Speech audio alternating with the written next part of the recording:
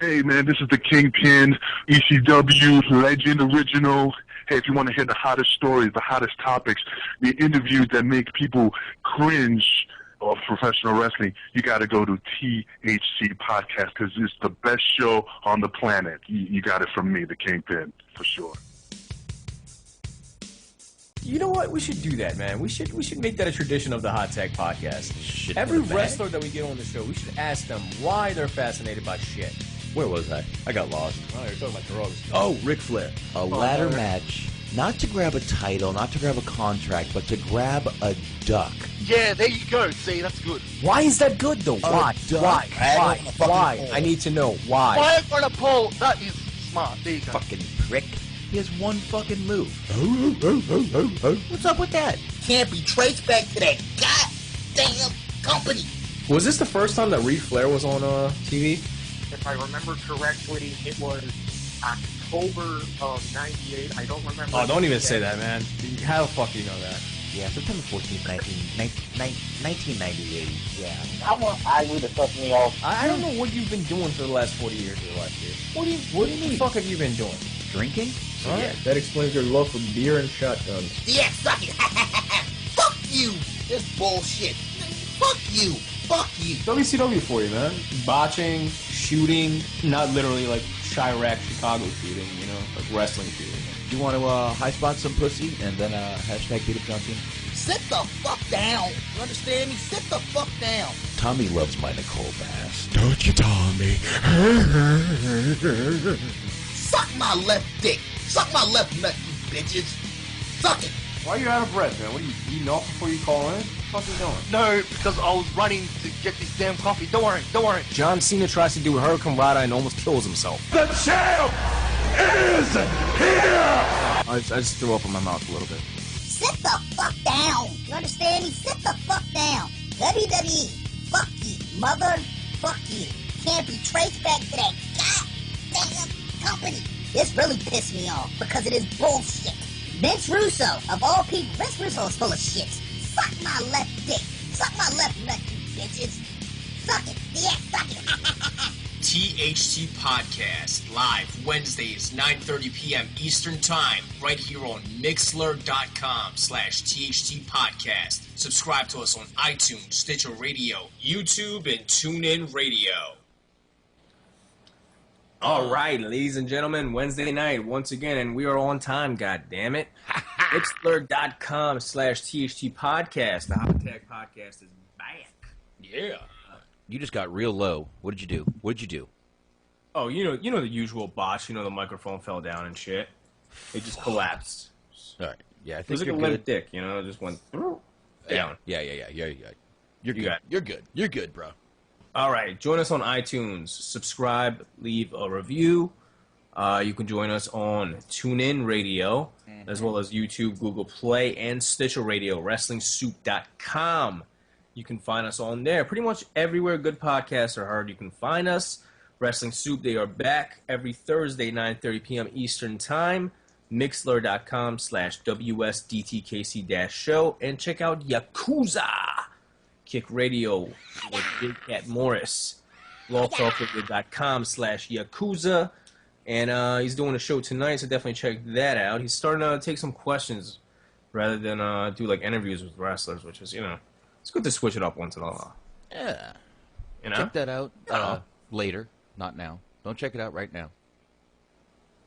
Whatever. Either way works. We're both archived. You know? Whatever. If you want to be scumbags and go over there, whatever, man. But I'm kidding. I was just having this this argument with Boxman off the fucking air. I was saying Drake is better than Elvis. No, you can't do that, dude. Do you have any clue how many songs this man recorded? Oh shit, man! Do you know who's Chris? This man has been dead since 1978 and still breaks records during Christmas for his Christmas album. He's been dead since 1970. I know that. I mean, dude, Elvis was, is, and always will be the man. I don't care. Look, I'm sorry. You can't. Elvis had natural talent, and Drake is naturally talented. Get the fuck out of here, man. He's a lyrical genius, man. And I think, he's soft as hell, but he's a good lyricist. You can't take that away from him. Dude, I read those lyrics. Don't even tell me. Well, that's got Future on there too. Future is, yeah, Future. He's one of those mumble rappers. They just mumble. Yeah, where the words don't make sense, but they rhyme. They're the mumble shoehorned rappers. in.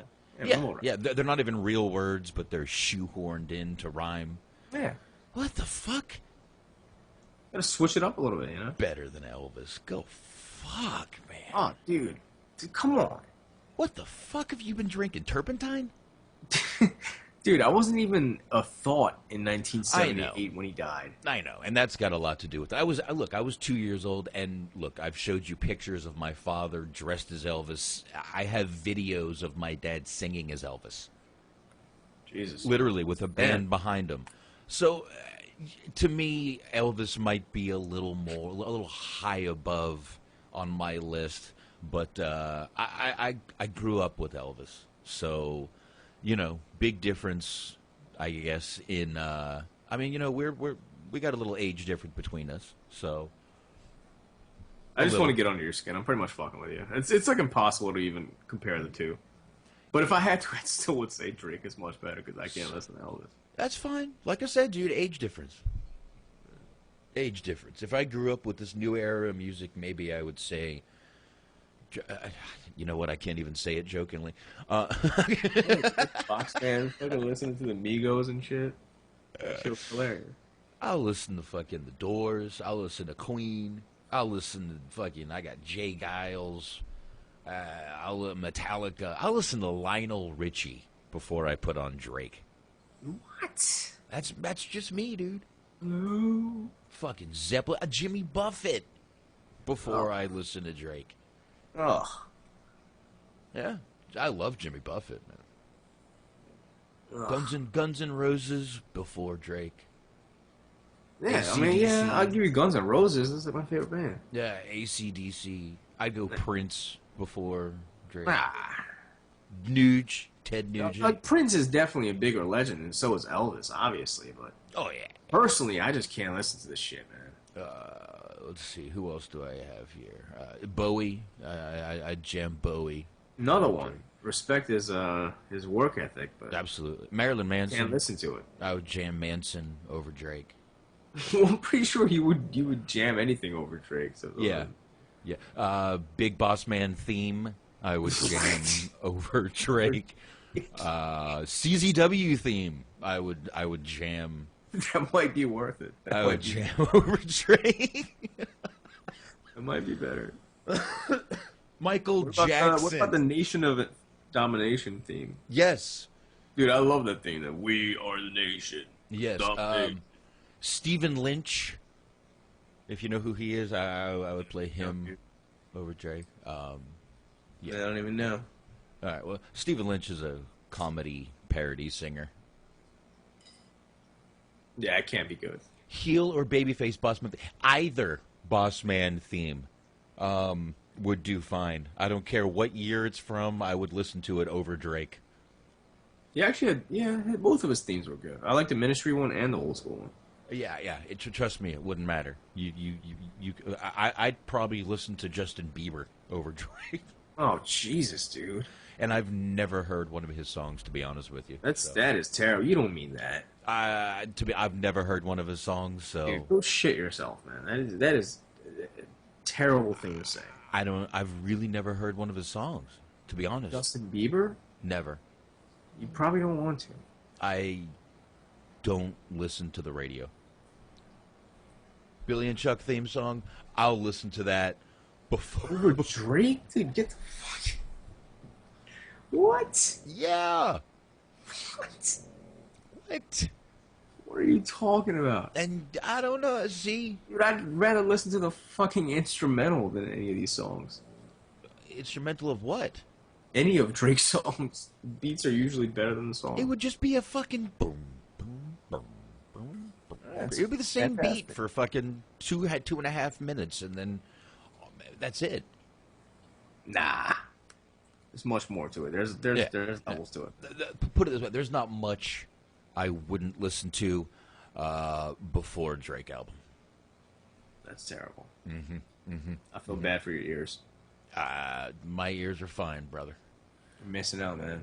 They do ring a little bit, but you don't even like old school rap at all. Yeah, I do. I'm not talking about like 80s. I'm talking about like 90s. Give me some. Like Nas. No. What? Go a little more. Wait, that. do you even know who Nas is? Yeah. Yeah. Have you listened to any of his songs? Dude, during the 90s, I'm telling you, I endured so much rap music because I hung out with people who listened to rap music. So I was usually at their house drinking, and when it's someone else's house, you don't fucking touch their radio, especially if it's in Delray Beach, Florida. Anyone from around that area understands what I'm talking about. It's like the Chirac of Florida. Get it? Chirac. Yeah.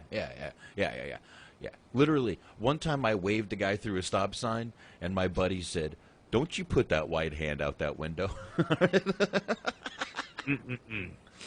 So, put it that way. But, yeah, I mean, I listened to a lot of it. I knew a lot of it. Some of it was decent. Like I said, I love Tupac. See, I was never big on Tupac. It's weird because I started out on rock, and then, when I was, 11, 10, I kind of got into hip-hop. Well, listen, I grew up in North Carolina, so, like Lynyrd Skynyrd, The Doors. Oh, yeah, dude, it's also the region. Yeah. Grateful, down south. Grateful Dead, Zeppelin, ACD. They listen. That's what was jamming at the pool parties when I was, 14, 15 years old. Yeah. So, it's all what you grew up with, who you hung out with, and... But what did you listen to as far as rap music in the 90s? Not than Tupac. Really not that much, dude. I got to tell you, the 90s is when I started listening to talk radio, like 94, 95. Like, when I graduated, I listened to talk radio. I just had a habit for doing it. Actually, I was listening to country music at that point, but... Oh, dude, I'm definitely going to judge you for that. That's fine. You can. What the fuck? I was with a girl who listened to country music at the time, and if did you dip with her and fucking chew? No, I dipped before I met her. Oh Jesus! Well, dude, every time I dipped, I throw up. You couldn't smoke in my school, so in order to get through high school, I would put in the dip. Pretty sure, too. Well, actually, there was a few schools that still allowed it back then, but no. What? We dipped. We dipped in school. Yeah. And swallowed. Pause. Oh, I used to gut Copenhagen, dude. My buddy Mike Amerson. You need a huge pause on that, dude. My buddy Mike Amerson. We dipped and swallowed. Yeah, that's why I said we gutted Copenhagen. That's what it's called. We used to literally just put it in your mouth and get rid of it at lunch. Then I would eat, put another one in, and get rid of it on my way to work. Man, you're missing all the puns. No, I'm not pausing, goddammit. Talking about dipping in the throat and swallowing. Never in the throat. You never wanted it. Every time I've done it, I was drinking some beer with it. So. Oh yeah. It's bad mix, dude. Yeah, that'll make you sick. And shit, I used to chew fucking Red Man. I didn't give a shit. Something to give me some nicotine throughout the day, dude. Yeah. These fucking now everybody vapes. Oh, now, dude, that would have been the king in fucking school if I was a kid. Everybody would have been vaping, no smell. Do you know how many times I got caught smoking in middle school? Yeah. Yes, I said middle school. Yeah. Again, North Carolina. Pretty much, if you grew up in North Carolina or Virginia, you were predetermined to smoke in middle school. North Cackalack. Yeah, I got caught in middle school tons of times. In high school, I got caught. Oh, the days. There you go. All right. Well, this is a wrestling podcast. I guess we should. What? You think nothing happened this week? That is true. I didn't really watch anything. Oh, that doesn't matter. I mean, I got some audio we can jump into in a little bit here, but yeah, whatever you want to do. I mean, apparently, I didn't hear it, so maybe you did. But people were raving about John Cena's promo from last night. What's the deal with this? I didn't watch SmackDown last night. Okay, I heard apparently it's the best promo he's cut in like 10 years. Oh, I might need to find this. We may need to review this. Yeah, let's get back to this later. Oh, let me try to find this while we're moving on. Anybody in the chat room, can you co-sign this? Was it a good fucking promo, or people just nutting their pants for no reason? Everyone, I've noticed everyone for the past couple weeks, everyone has said has been his best ever, man. Yeah, I mean, every time he leaves, he comes back and he's pissed off, and people say it's the best. Yeah, let's see what I get here. If you want to join the chat room, if you're listening through TuneIn Radio, you can join us in the chat room. Mixlr, mixlr.com/THD podcast. If you have any questions, if you want to drop some links in there, drop some knowledge. Okay. Yeah, I'm sorry. Was this the backstage promo that everyone's talking about, chat room? Was it the backstage promo? Because I do have that right here. I'm not sure. I didn't watch it. Anybody in the chat room, if you I don't think so. A couple people saying it was just a typical John Cena promo. Now, was it Cena? Like, oh, Cena? No, yeah. No. I don't, it wasn't actually. It wasn't him. It wasn't him. Cena. Okay. Sorry, that was wrong. Do you think he definitely watches SmackDown with one of those never give up towels? Oh, he needs something to fucking wipe up the cum with. Jesus That's what I'm Christ. saying. That's literally a dick towel for him. I always fuck around calling it a dick towel, but with him, you never know. I knew where you were going. I was going to roll with it, dude. Dick towel it is. Dick towel. The snot towel. The dick snot towel. All I have... Isaac in the chat room is saying it was a Super Cena promo. So it's got to be the one It's the from usual, back. Same shit we've seen probably for like, 10 years now? Should we do it? Yeah, fuck it, why not? At your expense. Hold on, let me get the volume up, if you don't mind. But I'm wondering if he came off heelish again. Because once again, did we listen to his promo last week? Are we doing this every week now? I think this is the third week in a row we fucking listened to John Cena promos on the show. And I never thought that would happen. Because you're trying to convince me that he's turning heel. Remember the Roman Reigns bet? Don't do it again. Dude, I'm still, I still owe you guys one, Oh, trust me, the best of Eric Young is still on Google Drive, my friend. All right. Yes, Can you at least tell me the listing of the matches on there sometime? Yeah. No, I guess it's only fair if it's a surprise. Well, yeah. I should know. Yeah. Trust me, it's great. Whatever you. I definitely don't trust you when it comes to Eric Young and it is, and I gave you a ton. Nothing with Eric Young is great, dude. They're all like 30, 45-minute matches. Oh, fuck out of here! Are you serious? Oh yeah, dude, I gave you great. Wait, matches. you're serious? I think so. They're half-hour Eric Young matches. All right, here we go. Ready? Dude, I'm gonna have a stroke live on the air, man. What? Yeah. All right, let's do this. Here we go. John, tonight Baron Corbin at your expense. How do you feel about that? Who the Baron Corbin think he is to make a statement? The lone wolf, every single thing that's been put in his path since he stepped WWE, and tonight Baron Corbin's got his sights. Okay, this is all chopped up, so sorry about that. This is definitely a typical Cena promo. It already was. Who the hell does Baron Corbin? Yeah, fuck it. I don't even want to listen to Cena anymore. That 3-second clip right there already pissed me off for the night. Okay, let me drop the volume back down to 25. I got no problem. Super Cena, does the volume automatically increase when it comes to Super Cena? No, I had yeah, of course. Super Cena promo deserves 900 decibels. There you go, man. He worked hard for it, man. He's been in the business for like 15 years. He deserves that fucking volume. Absolutely. You know? Yeah, that's of course why when we play, The champ is here! blows your eardrums out. Oh. Jesus. Are we going to hear that soon? Oh, yeah. Is this the thing that's happening? Oh, yeah. Oh, hell yeah, that's going to fucking happen. Well, which title is he going for? Oh, he's going to... Oh, dude, he's taking the title off AJ. He's taking the fucking... dude. Yeah. Oh, yeah. No doubt in my mind. They always do this, man. Mm-hmm. One step forward, 15,000 steps back. We've said it before. They think they need him. And they don't But they don't anymore, man. It's been proven. They don't.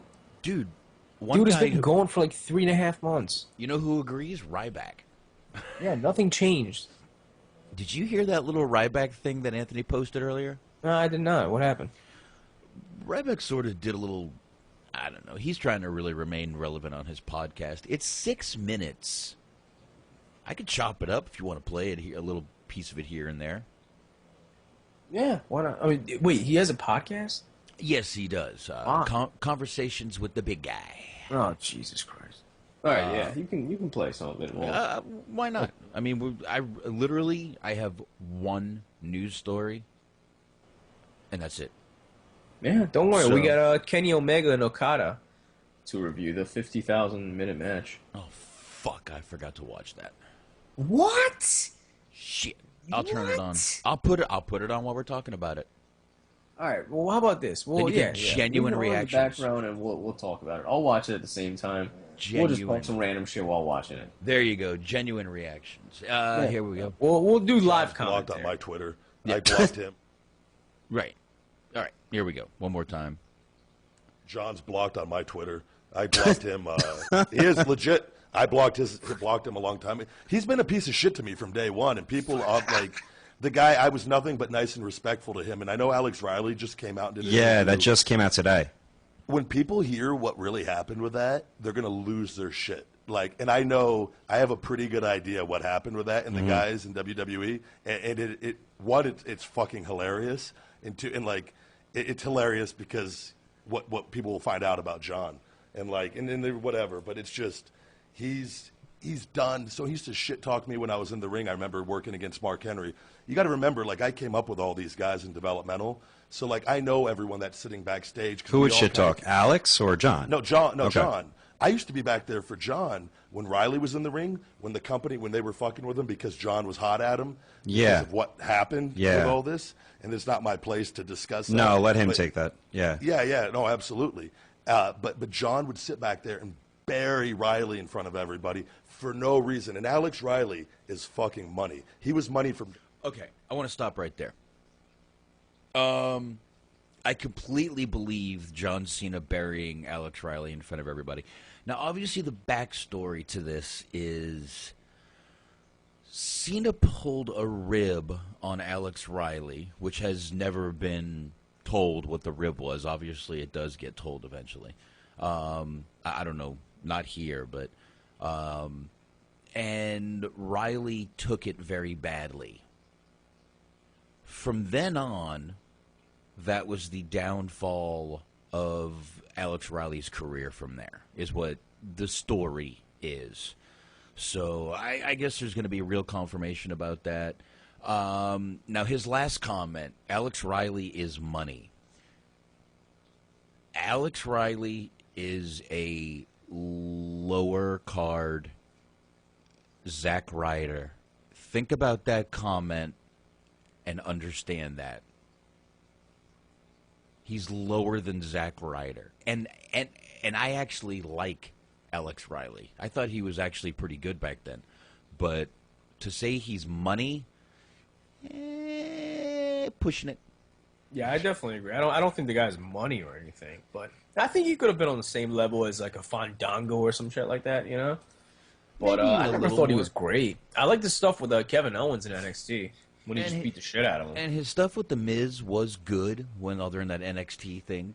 That was good shit. I wasn't watching it. Well, and that was where the whole Cena rib apparently took place, and there's that. So, I just wanted to pause there. Because, we're already a minute in. So, all right, let's go ahead a little more. Or do you have anything else, Shaheen? You good? I'm good. You good? Okay, you good. They won. It's mind blowing. You got a guy with the right look, the right attitude. You know, I know he wasn't. Bust his ass. You had awesome theme music.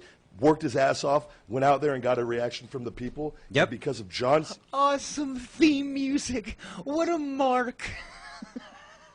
What a mark Ryback is. Dude, I'm starting to become a Ryback fan. Dude, we haven't even got into the John Cena burying yet, by the way. There's more. I mean, all right, let's go. We're only 1 minute and 20 seconds in, Shaheen. Break out your always giving up pillow. You know, and Well, people, I got my I dick swear to out right God, here.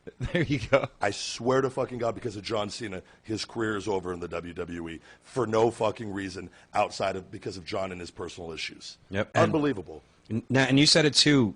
I think this goes hand in hand because the dirt sheets picked this up. You know, about a conversation that you had with Hunter, basically saying that they don't plan on having any marquee names. And I think a lot of that comes from. Not that I'm a big fan of the way I really like SmackDown. I think it's a really great show. Raw, I really legit can't watch anymore. But the fact that there really is no full-time superstars or marquee names, and they got to rely on these quote part-time guys to come back and fill the void and give them all the top spots on pay-per-views and major shows. But do you think a lot of that has to do with the fact that Cena just had so much fucking control and power that? Okay, before he answers that, can you argue with any of that? Any of that, Shaheen? No. I agree. Zero of that is arguable. It's something you have heard on this podcast. I've heard the Soup say the same thing. I've heard Solid Monster say the same thing. I've even heard Don Tony, The Law. Everyone has said the same thing. They won't build stars because they fucking rely on Mr. Cena, and that's it. And it's hurt the company. I mean, he does say something. You're going to be surprised I disagree with it, but wow. All right, it keeps getting better from here, but you really can't. What? See, their main issue is that they don't invest in anybody else, and if somebody gets hurt, then they end up having to give it to fucking Sheamus like they did, 6 months ago. Well, that's exactly why. They didn't build any stars because they rely on Cena. When he's not around, they got to put it on Sheamus. Well, here's the problem. Thank God they got Seth Rollins and Finn Balor and, Kevin Owens and all those guys now, but, Yeah, and I mean, luckily they have... Cena took a little break. He's filmed some stuff, and some people did get over and more popular in his absence. I mean, dude, say what you want. I mean, everybody bitches about WWE right now. In the past 2 years, they've built more stars than they pretty much have in the last decade. Shit, in the last year, I would say starting with AJ Styles. I would say starting with fucking Seth Rollins, Kevin Owens, even Roman Reigns. Hate on him if you will, but Roman Reigns is a main eventer now. Kevin Owens is a main event guy. Seth Rollins is a main event guy. AJ Styles, Finn Balor, Dean Ambrose. Those guys can be main event guys. You can say this for Reigns. At least they tried.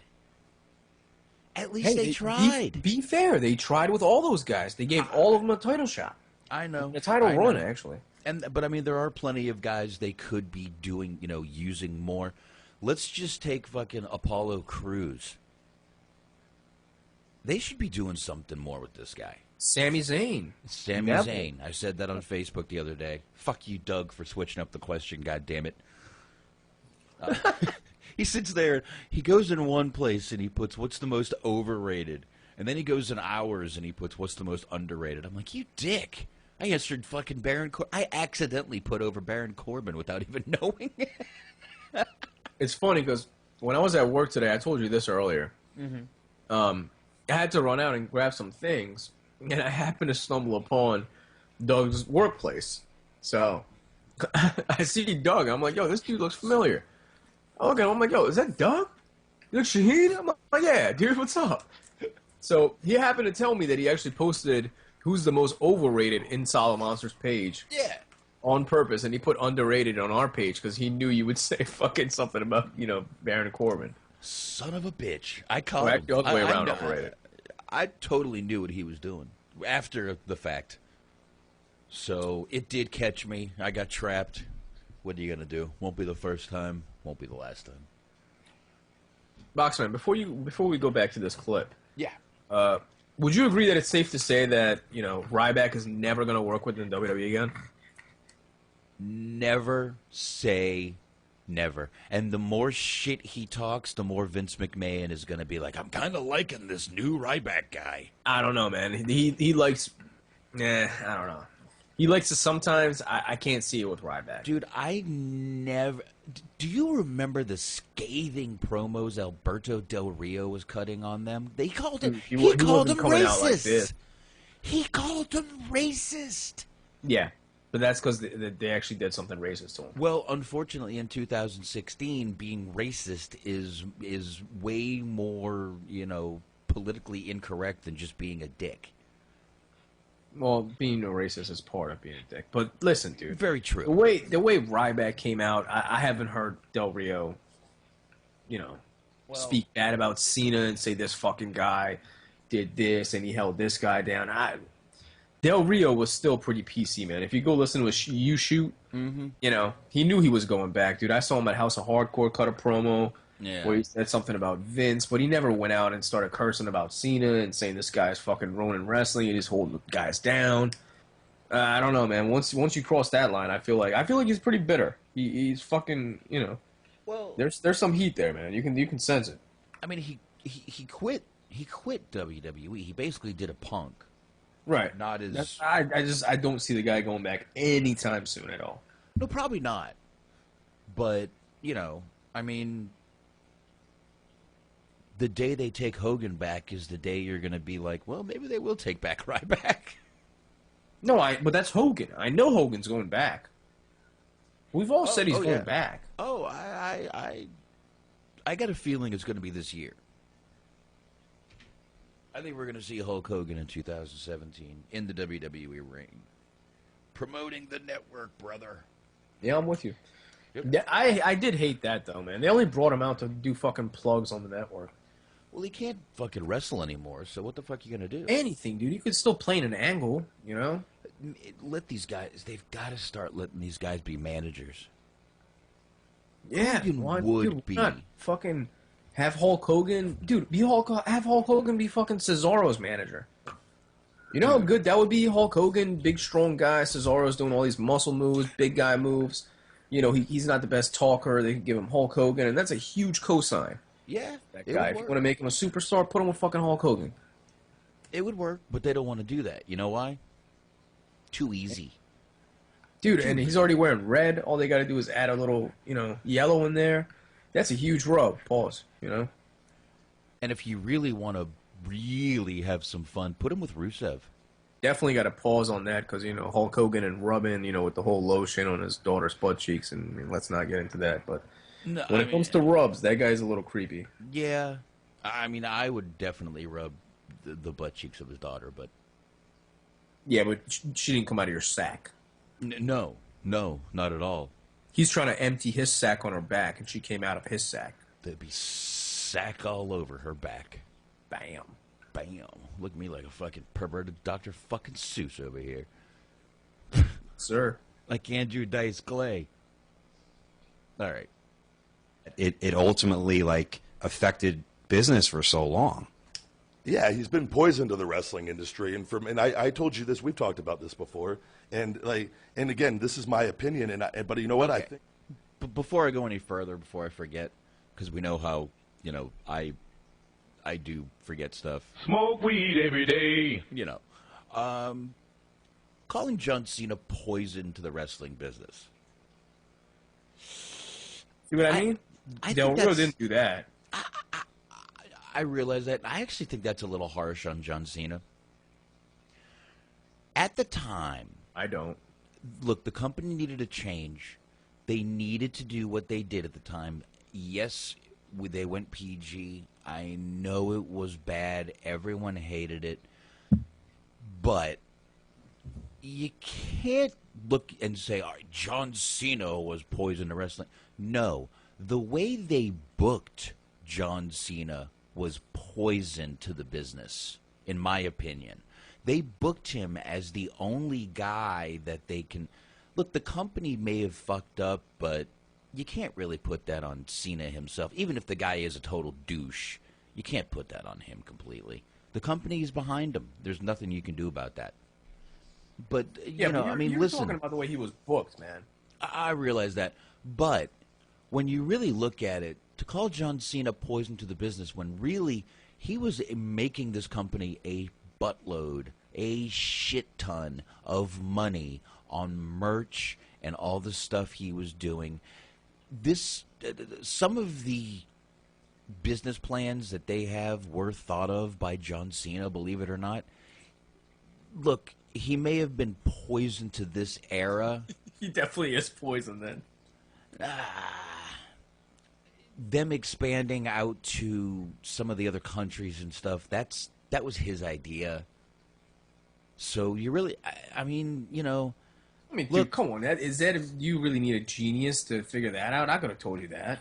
I don't know. Look, to call him It's bad. not a great idea. Oh, expand to other countries. More eyes. Yeah, more listen. money. To call him corny and shitty is fine, but to say he was poison to the business, Well, the only no, people. dude, I don't think you're being fair. I don't think you're being fair. I think I am because I think I the don't only think people, you are, man. I think you might be misunderstanding it because he could be coming from the point of view where it's like he's poisoning the business because his attitude and the way that his dictatorship is taking over the locker room is holding these younger guys down. He could be poisoned like that. He could be talking about that. He's talking about Alex Riley a second ago. Yeah, and you know, okay. To be fair, I was never in the back. I don't know how John Cena really is. The only time I see John Cena is on the TV, on SmackDown, Raw, whenever he's on, and Total Divas, Total Bellas. And go off that. You've told me I don't watch it. You watch it. You've told me plenty of times he's a fucking dick on there. Oh, he's a fucking complete piece of shit. Exactly. But that's real life. Well, camera life. Exactly. And He's probably poison in real life, dude. Fuck that guy. I mean, he's a piece of shit. But by the way, while we're on the Cena, after all this, I do have a story where John Cena saves a couple's marriage, told by Puppet, the one and only wrestling Puppet. But yeah, I don't know. In my opinion, calling him poison to the wrestling business is a little too harsh. But that's just my opinion. Shaheen, you may turn me around, so I'm going to go ahead and play this. All right, let's go on with the interview. Yes, before I backtrack. And remember, I don't know who the other guy is with him. If anyone knows, let me know. I don't know who Ryback does his podcast with. So if anyone feels like letting me know, please. I'm pretty accurate on this.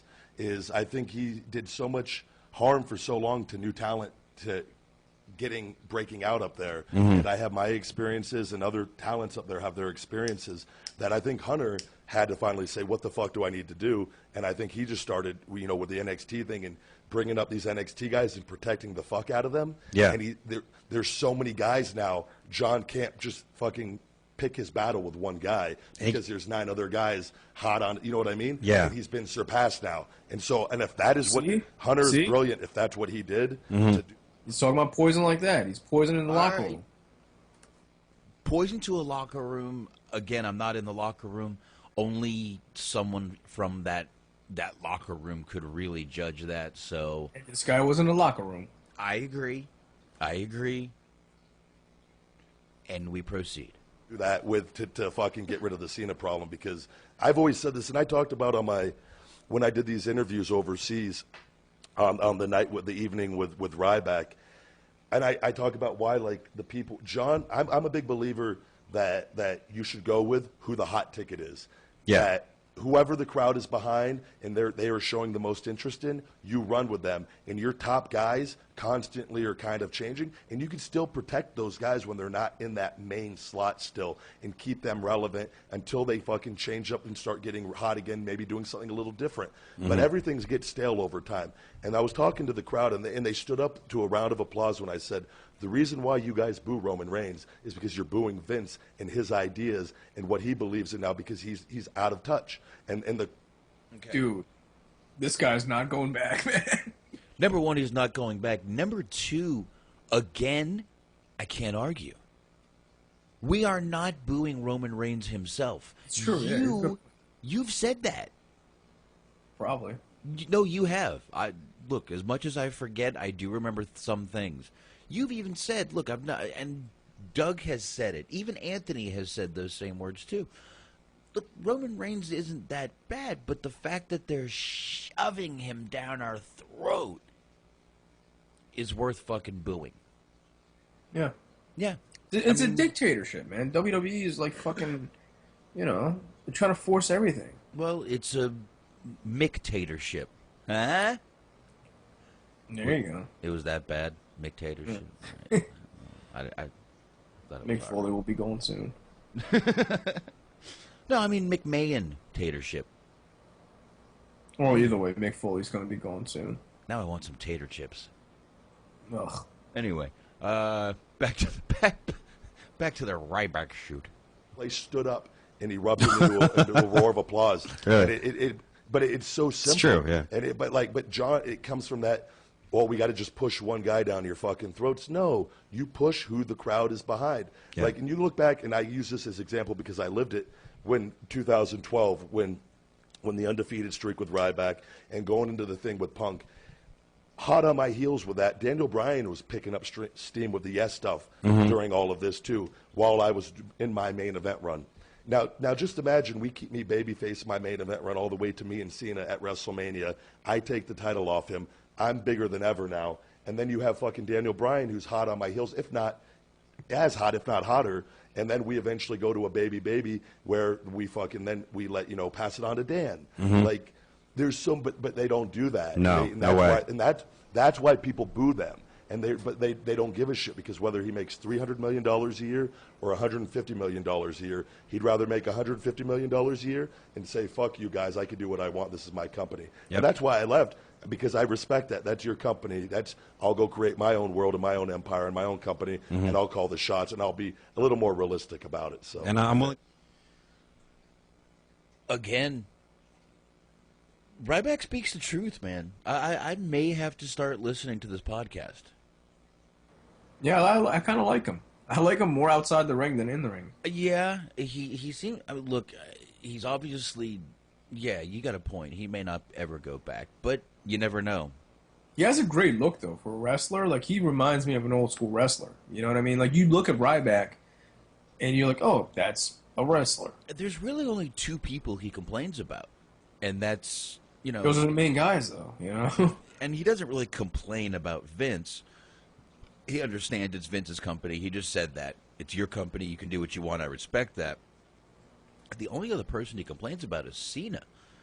So if a time ever came where Cena's not around a lot and Mr. McMahon is not here, you never know. Ryback may actually show up again. Who knows? We'll play the rest of the clip. We'll probably get into Triple H and Steph soon too. Yeah, we got less than a minute left. Actually, exactly 1 minute 2 seconds. Here we go. To believe that you're not the only person that thinks this way. I'm willing to believe that multiple, if not the entire, it just makes the entire roster thinks this, and it makes total sense.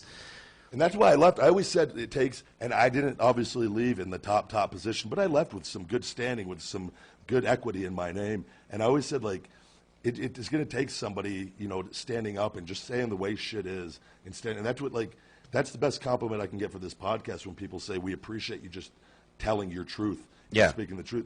And I this is 100% from my perspective and what I believe. And I'm telling you, I've lived it. I've been there. I've been figured in for a long time. And things need to change. And it's just interesting to hear all the things going on up there and whatnot. But I totally made the right decision, and I'm so happy being away from that. But somebody needs to speak up for all the guys, because the guys there don't have that luxury. So there you go. There you go. An honest Ryback talking a little John Cena shit, but again, he really only talks shit about Cena, and again, he doesn't talk bad about Vince. He talks about how Vince runs the company. There's a big difference there. You know what I mean? Yeah, definitely. I really wonder if he's actually going to stick around to wrestle. Not just in WWE, because he's doing the indies. Mm-hmm. And dude, I don't really know. Like, I see him, like, you know, maybe once a month an advertisement comes out with him, like, at WrestlePro or something. But he's not really, like, doing anything major. Mm-hmm. You know what I mean? Like, I really don't see this guy making a living. If you remember when he left, you asked me, where do you see him going and making a big splash? And I said nowhere. Yeah, I thought maybe possibly New Japan if he can start hitting hard, but... And you know what? Maybe he's just going to take a little time off, do some podcasts, regroup, heal up. Maybe. I don't see this guy, like, ever doing, like, Ring of Honor or PWG or, you know, any of those bigger indies where you can actually make money. I could see him House of Hardcore. Yeah, he's doing that. He did that in Philly. But... Right. Yeah. I think you said that. That's probably why I remembered that. But yeah, I can see him doing stuff like that. I mean, House of Hardcore, how often is that? Like, once every 3 months you get a check for, you know, like, whatever? I don't know, dude. You can't live off of that when you have... He probably has a mansion, couple cars, you know? Bills to pay, dude. You never know. I don't know what he's got, man. Yeah. I got no clue. I mean, once you get used to that lifestyle, dude, it's kind of hard to go back to, you know, making like fucking $2,500 a month or something, you know? Oh, actually, Anthony just posted in our chat room, Ryback shooting hard on Triple H. Yeah, dude, this dude's not going back anytime soon. Yeah, this is 3 minutes long. I'm not gonna play that whole thing. We just played 6 minutes of audio, but yeah, there is this is on YouTube. Matter of fact, I'll go ahead and put this on our Facebook right now. Facebook.com/groups/THD podcast.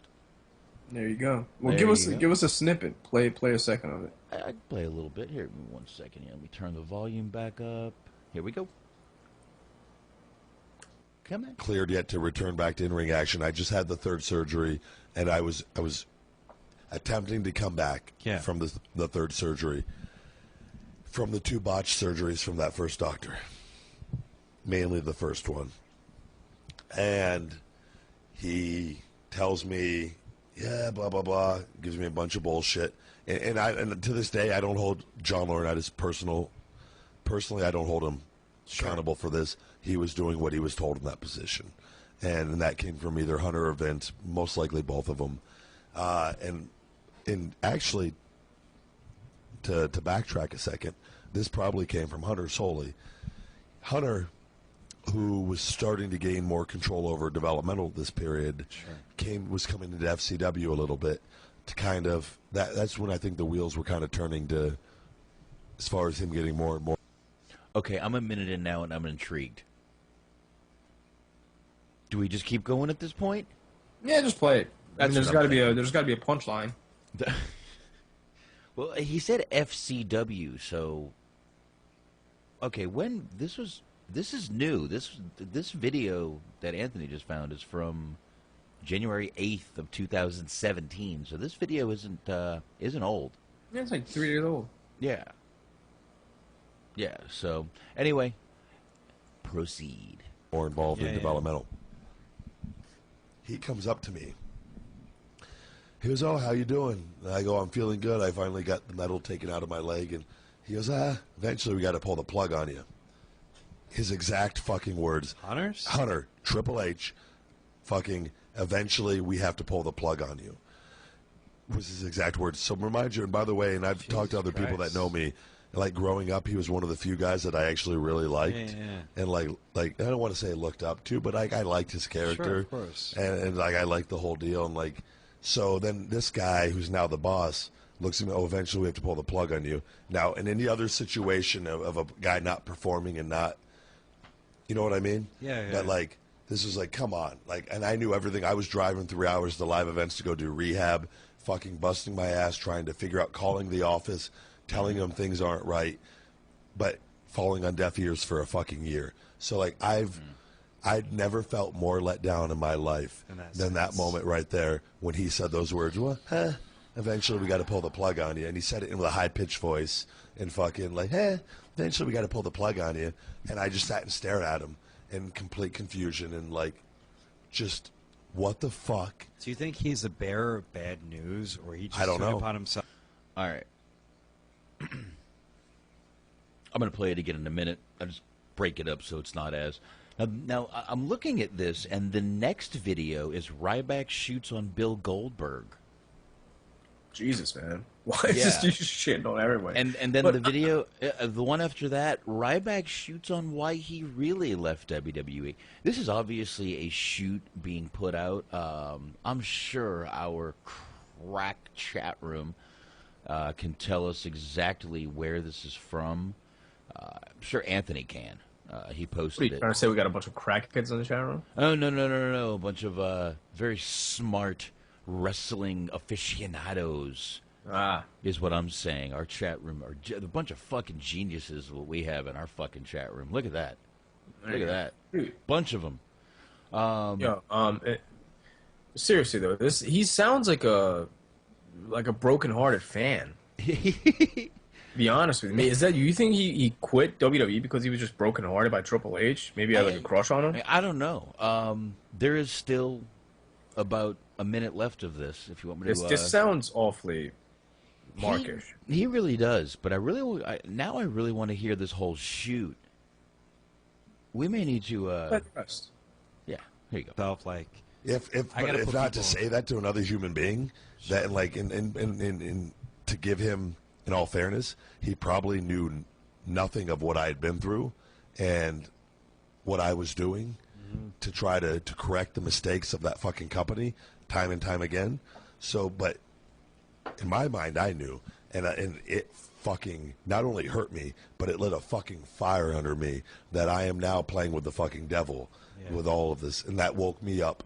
That's when everything, whatever mark was in me at that point, fucking left. That fucking moment in time, it was like, fuck this. I'm now dealing with this fucking piece of shit. You just said it. Across the board with the See? You just said it. Yeah.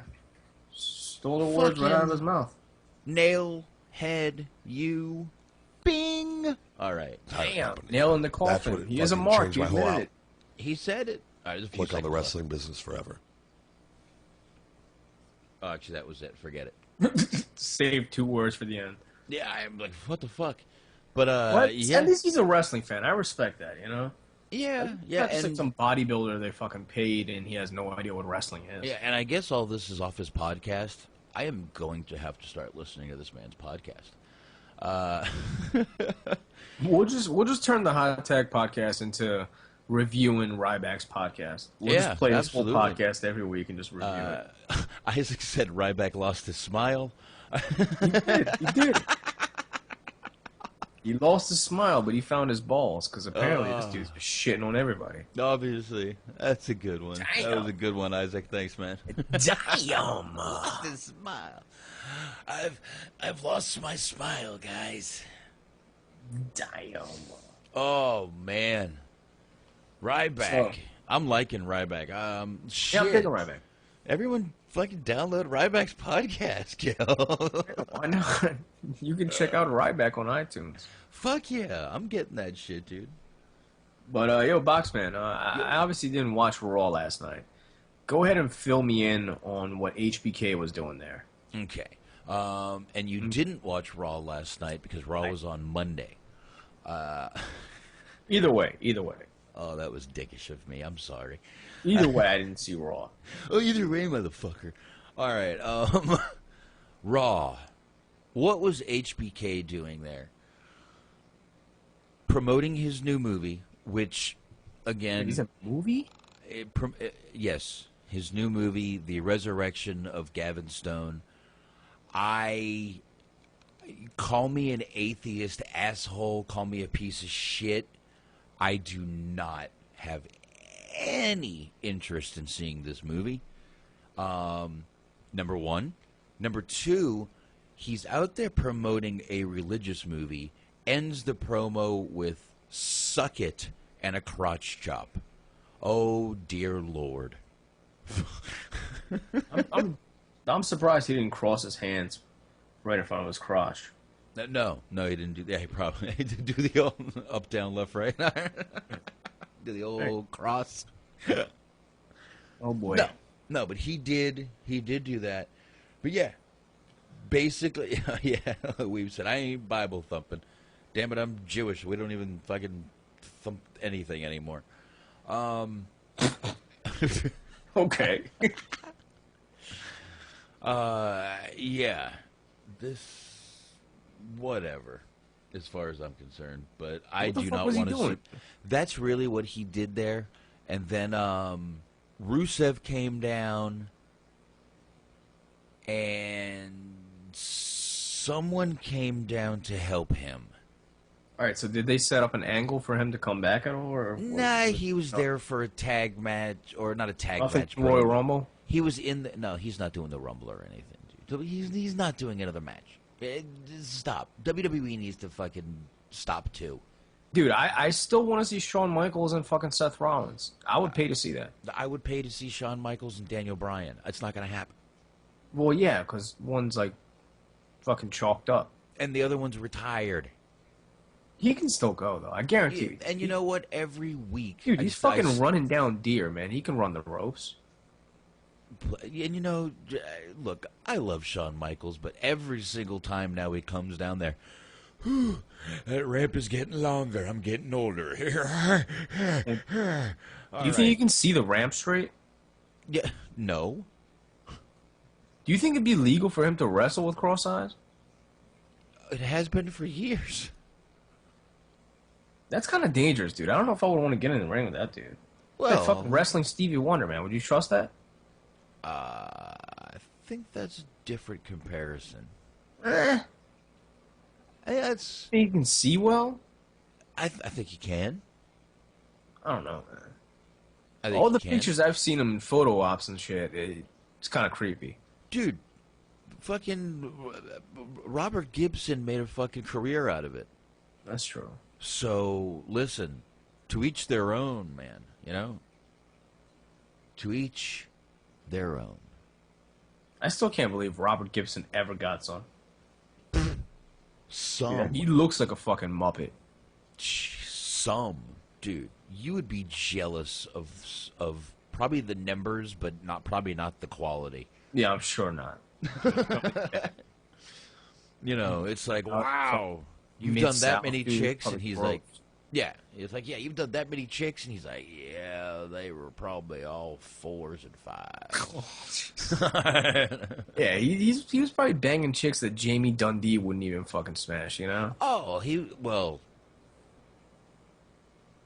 Actually, Jamie Dundee, he'd probably smash a chicken if you could. Yeah, I probably should have let that joke go, but I didn't.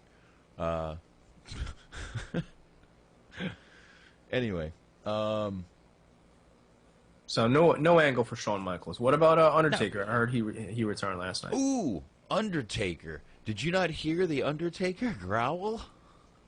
Oh, I saw that. Somebody posted that on the Facebook. Yeah, Smart posted that, and I decided to go ahead and copy it just in case you didn't hear it. And I will really want to play it. Yeah, go ahead. Oh, here. Rest in peace. This is the same sound I've heard your dogs make every week on the show. What the fuck? Play one more time, or like 3 more times. Play like 4 times in a row, please. Rest in Hold on, I'll get to that part. peace. Okay, hold on. Like 5 more times, dude. I need to get just the growl. The 5-time growl chant. You gotta play that 17 times. In peace.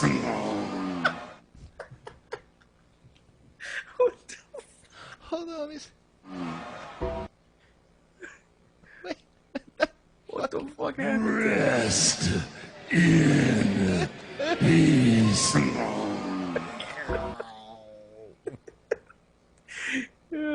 What is he choking on a fucking fur? I don't know what the fuck he was doing. Sounds like he's choking on a fur ball, dude. It's. I don't know what the fuck this dude's doing. Here, hold on. Dude, that's gotta be.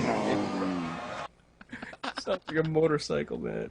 Dude, that's what it would sound like if you fucking motorboated, what's her name, ODB's titties.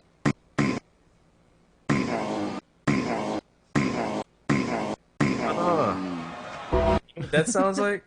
You would probably know by experience. Dude, I would motorboat the shh out of them titties.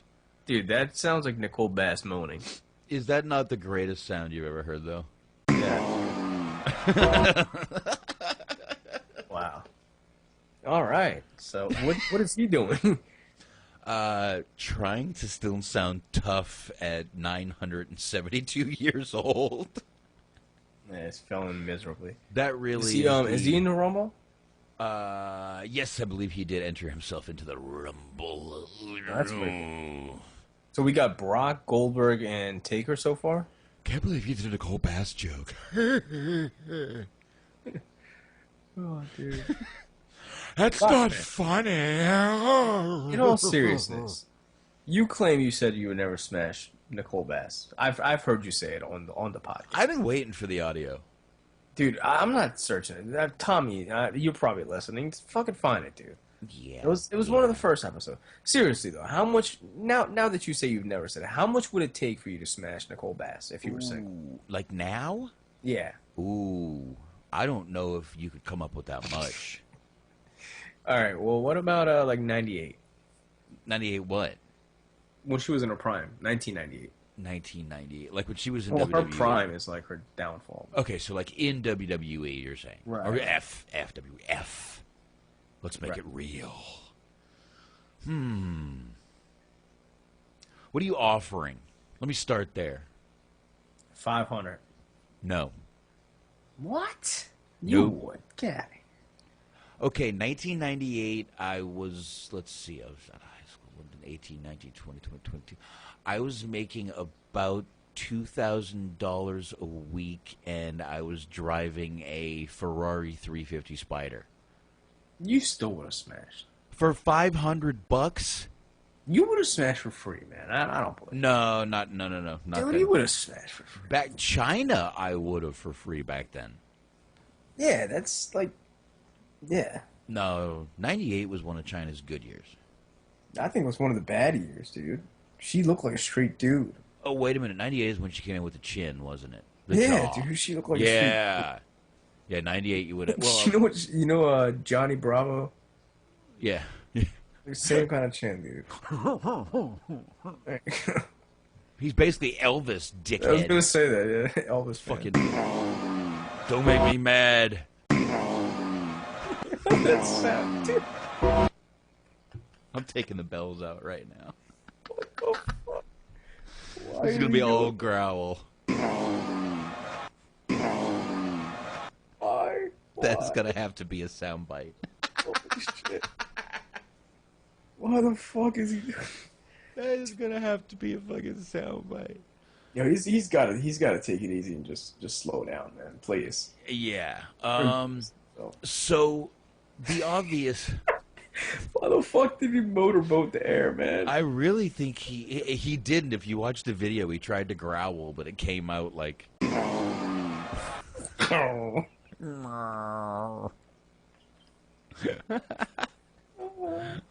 He sounded like like a cat drowning. Yeah, dude, that's probably what the fucking not Mike Tyson kids' cats sound like. Oh. Every time he puts his finger in their ass. Oh.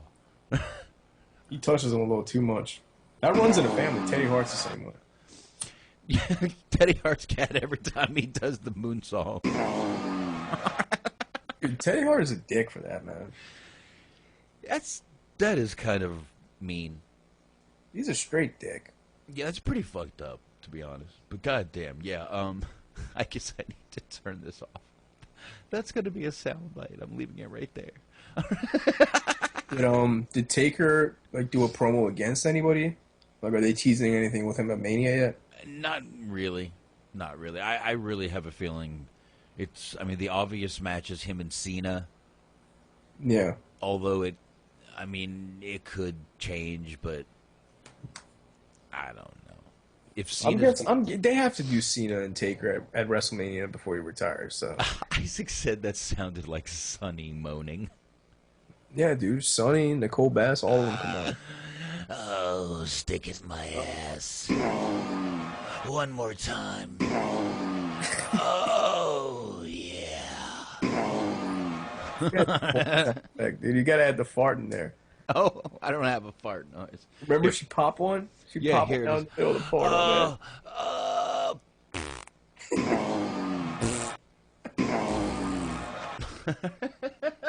Fucking Sonny, man. Oh, God. We are just wrong tonight. Anthony in the chat room is saying they showed Braun looking at the promo, so that's a possibility for WrestleMania. I said that a couple of months ago. I think Braun and Undertaker is another match that they're probably going to try to do, maybe even at SummerSlam. I would say yes. Taker That would be cool. I wouldn't mind seeing that. And Taker could work a big man, slower style against him and not have to, do stupid shit that's going to get him in the fucking hospital. Yeah. Yeah. Yeah, and it's not... Honestly, the last good Undertaker match, I thought the Hell in a Cell one with Brock was pretty decent. But other than that, it was probably the match with CM Punk. Other than that, he hasn't really done much. Yeah, you're right. I mean... I didn't mind the Bray match as much as everyone else did. I didn't mind it either, but it wasn't like a great or even a good match or anything. It was just mediocre. It was, but I mean, a lot of people were like, I hated that match. I didn't hate it. But yeah, it wasn't that bad. It wasn't fucking horrible. Yeah. Wasn't fucking horrible, man. You got any other topics that we missed? What's Kevin Owens and Chris Jericho doing? What are their feuds? I forget. All right. Smoke weed every day. Anybody in the chat room? Well, actually, we'll wait for the callers and we'll talk about Chris Jericho, Kevin Owens, AJ Styles. Let the callers. They'll bring up Raw and shit. There you go. This is the only wrestling podcast you'll hear where we don't review, we ask questions. Yeah, don't make me fucking think. What happened on Raw? Call in and let us know. We won't review it. We want you to tell us. Yeah, don't make me fucking think and shit, dude. My one news story, why don't we get it the fuck out of the way? WWE supposedly is going to finally induct Ravishing Rick Rude this year. Now again, let's take this with a grain of salt. They have not even confirmed the DDP leak yet. So, this is all from PW Insider.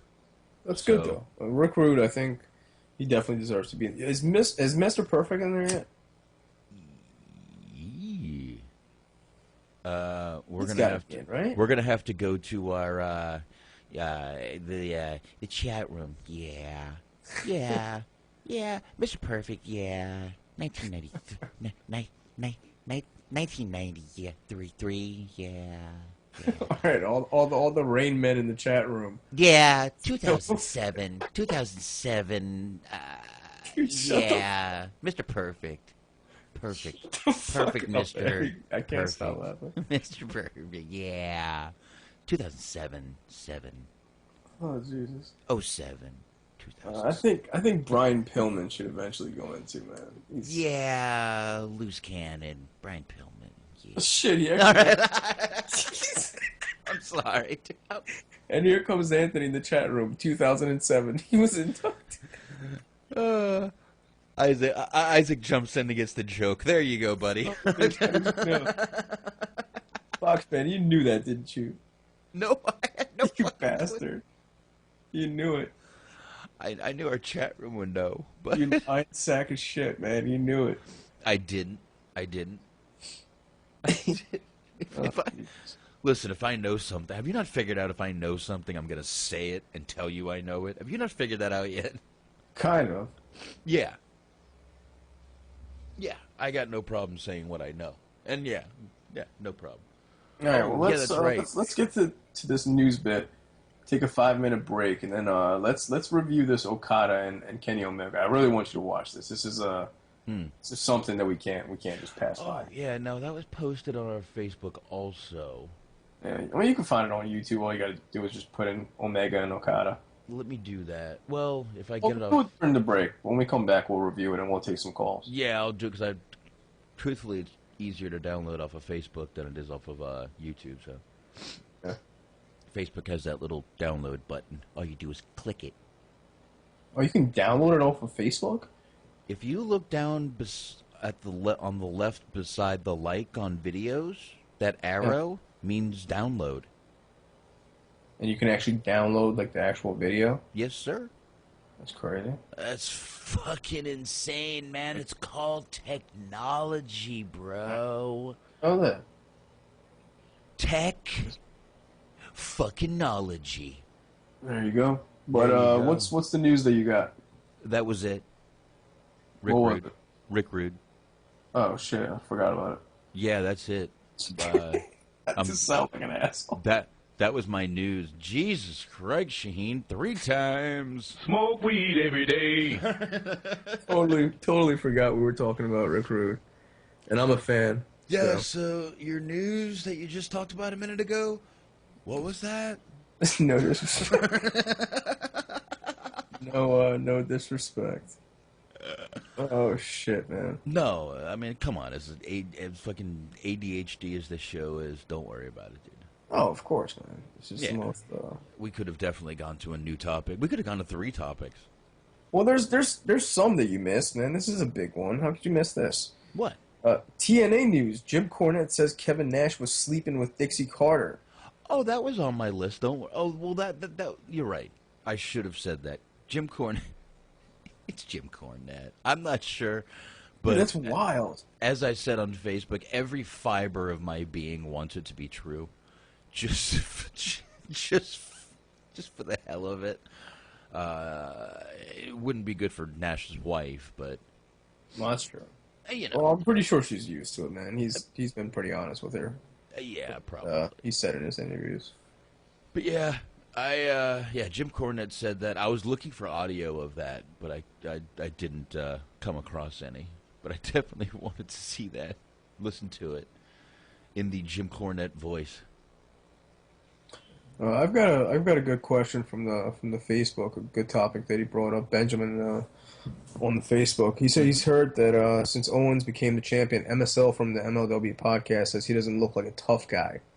When you look at past champions who really stood out as a tough guy, there's a lot less than he thought.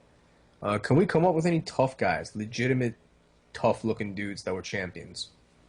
Yeah, and I actually Okay, commented Austin? on that. Austin? Well, I commented on that, actually. I did put Austin in there.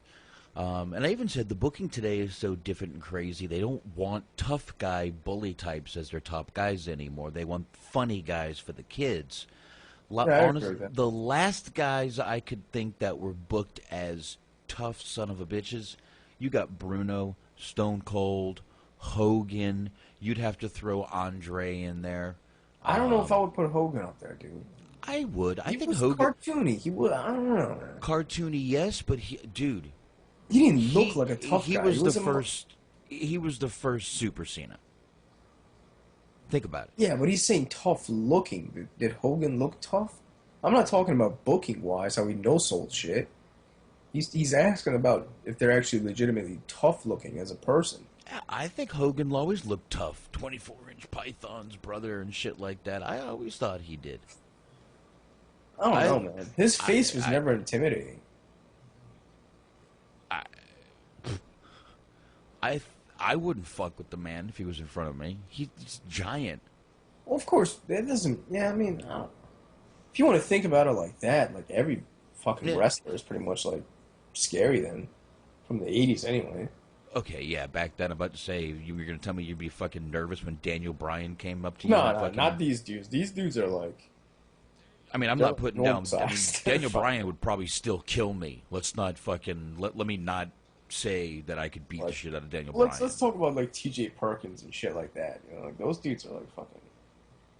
Most of those guys could probably still beat the shit out of you, believe it or not.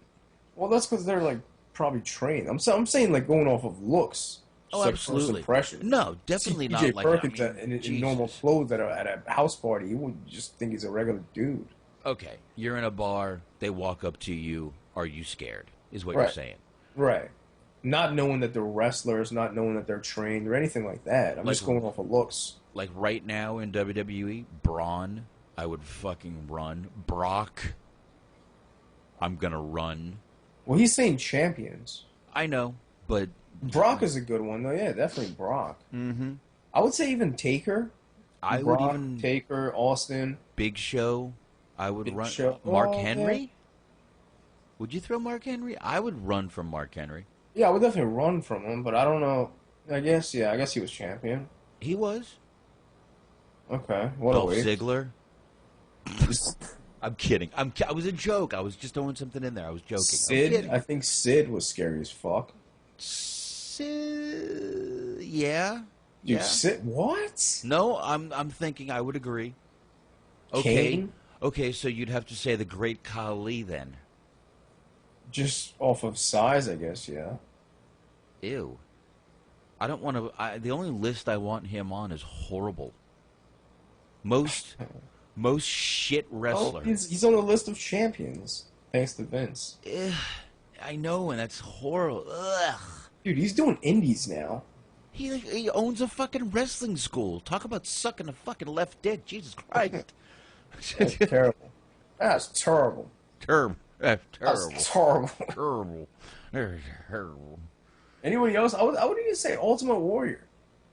By the way, just to I am looking at Facebook here. The longest human poop ever recorded was an astounding 7.92 meters. That is 26 feet, and set in 1995. I just thought I would throw that out there as a random fact I am looking at on Facebook. Well, because who doesn't want to know that? What the fuck? Trust me. Do you not know our listeners? Every one of our listeners wants to know that. I'm sure they do. Oh, wow. Every one of them. What? Tell me. CM Punk, is he fighting again? What the fuck? Wait, what? CM Punk to face Glass Joe at UFC 2. Dude, that's an old... What is it, one of those fake sites? Glass Joe is from the game Mike Tyson's Punch-Out. He's the first guy you fight. Actually, oh, okay, I see the icon. Okay. I thought it was just like a random fucking MMA fighter or some shit. Hold on, let me get a hold of myself. Is CM Punk fighting again? This show is going full blown retarded tonight. The name of the show is CM Punk vs. Glass Joe. Is he fighting? Between that and the Undertaker fucking grunting.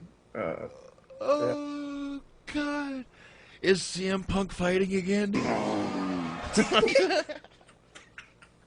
What was that? I'm taking that as a no. Does he have to shit? Oh, he's constipated. Yo, that is the best sound effect ever. I don't even have it cut yet. It's literally just sitting in Audacity. I haven't cut there. Oh, it's dude.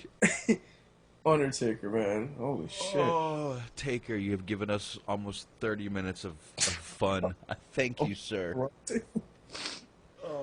Oh, shit. Now, did you hear that little video I played of that the kid with the Miz?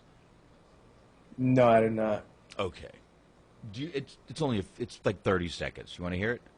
Sure. This is hilarious. The kid's name, I believe, is Jarius. I don't know a lot about him. I know he's one of those. I believe he's one of the, Make-A-Wish kids. So, but the kid is hilarious. Here you go. He's with the Miz, and here you go. Roman Reigns is your favorite WWE superstar. However, who's your second favorite? John Cena. Who's your third favorite WWE superstar? Randy Orton. Who's your fourth favorite WWE superstar? Get this ready. Zack Ryder. All right, get this one. Who's your fifth favorite WWE superstar, JJ? Just let you know you're at the bottom of my list.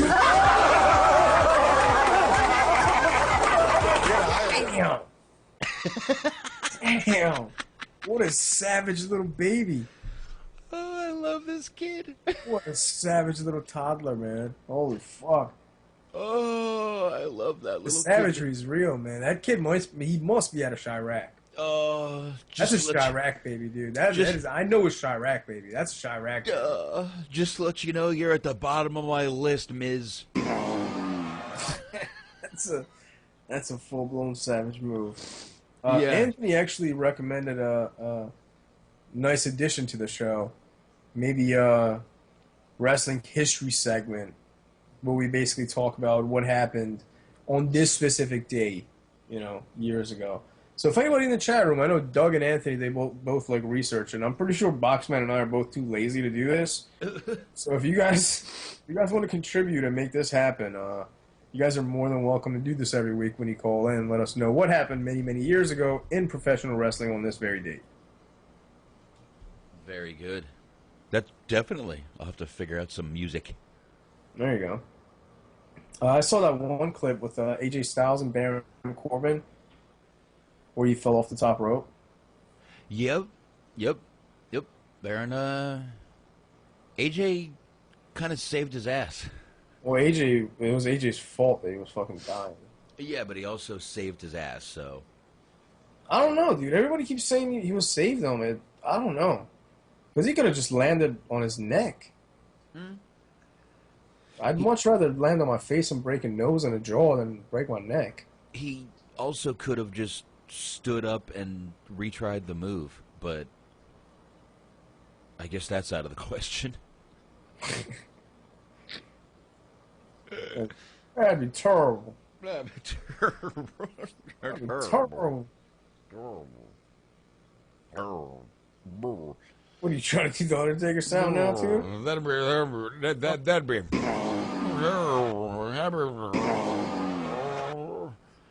What's the name? Kenny Omega,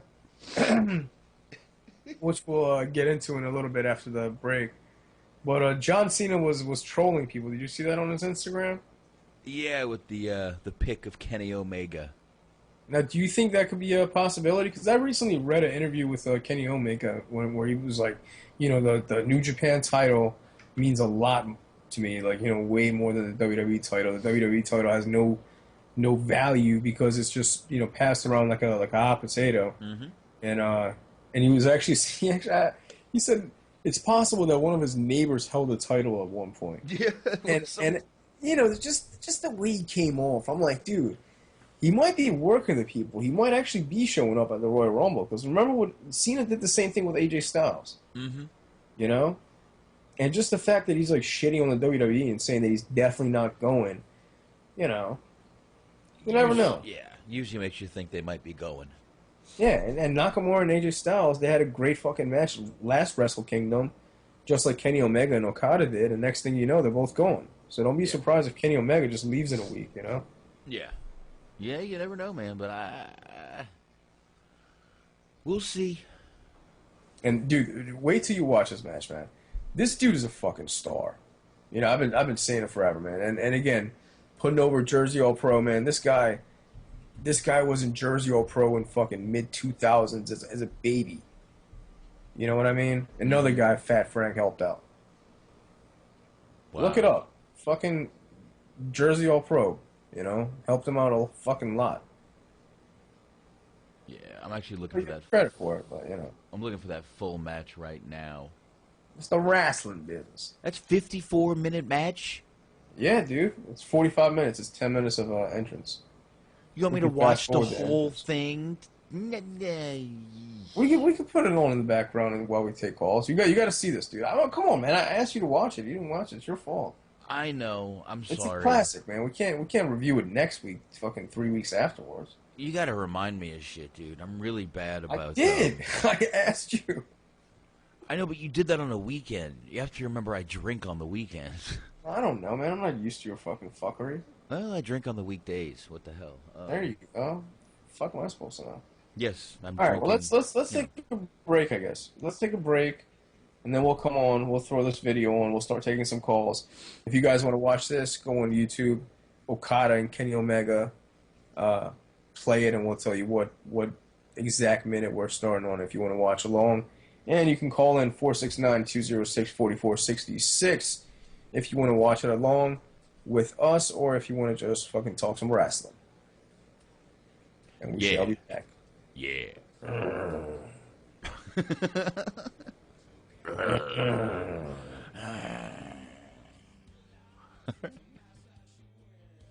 Violate, such a simple plan to be held.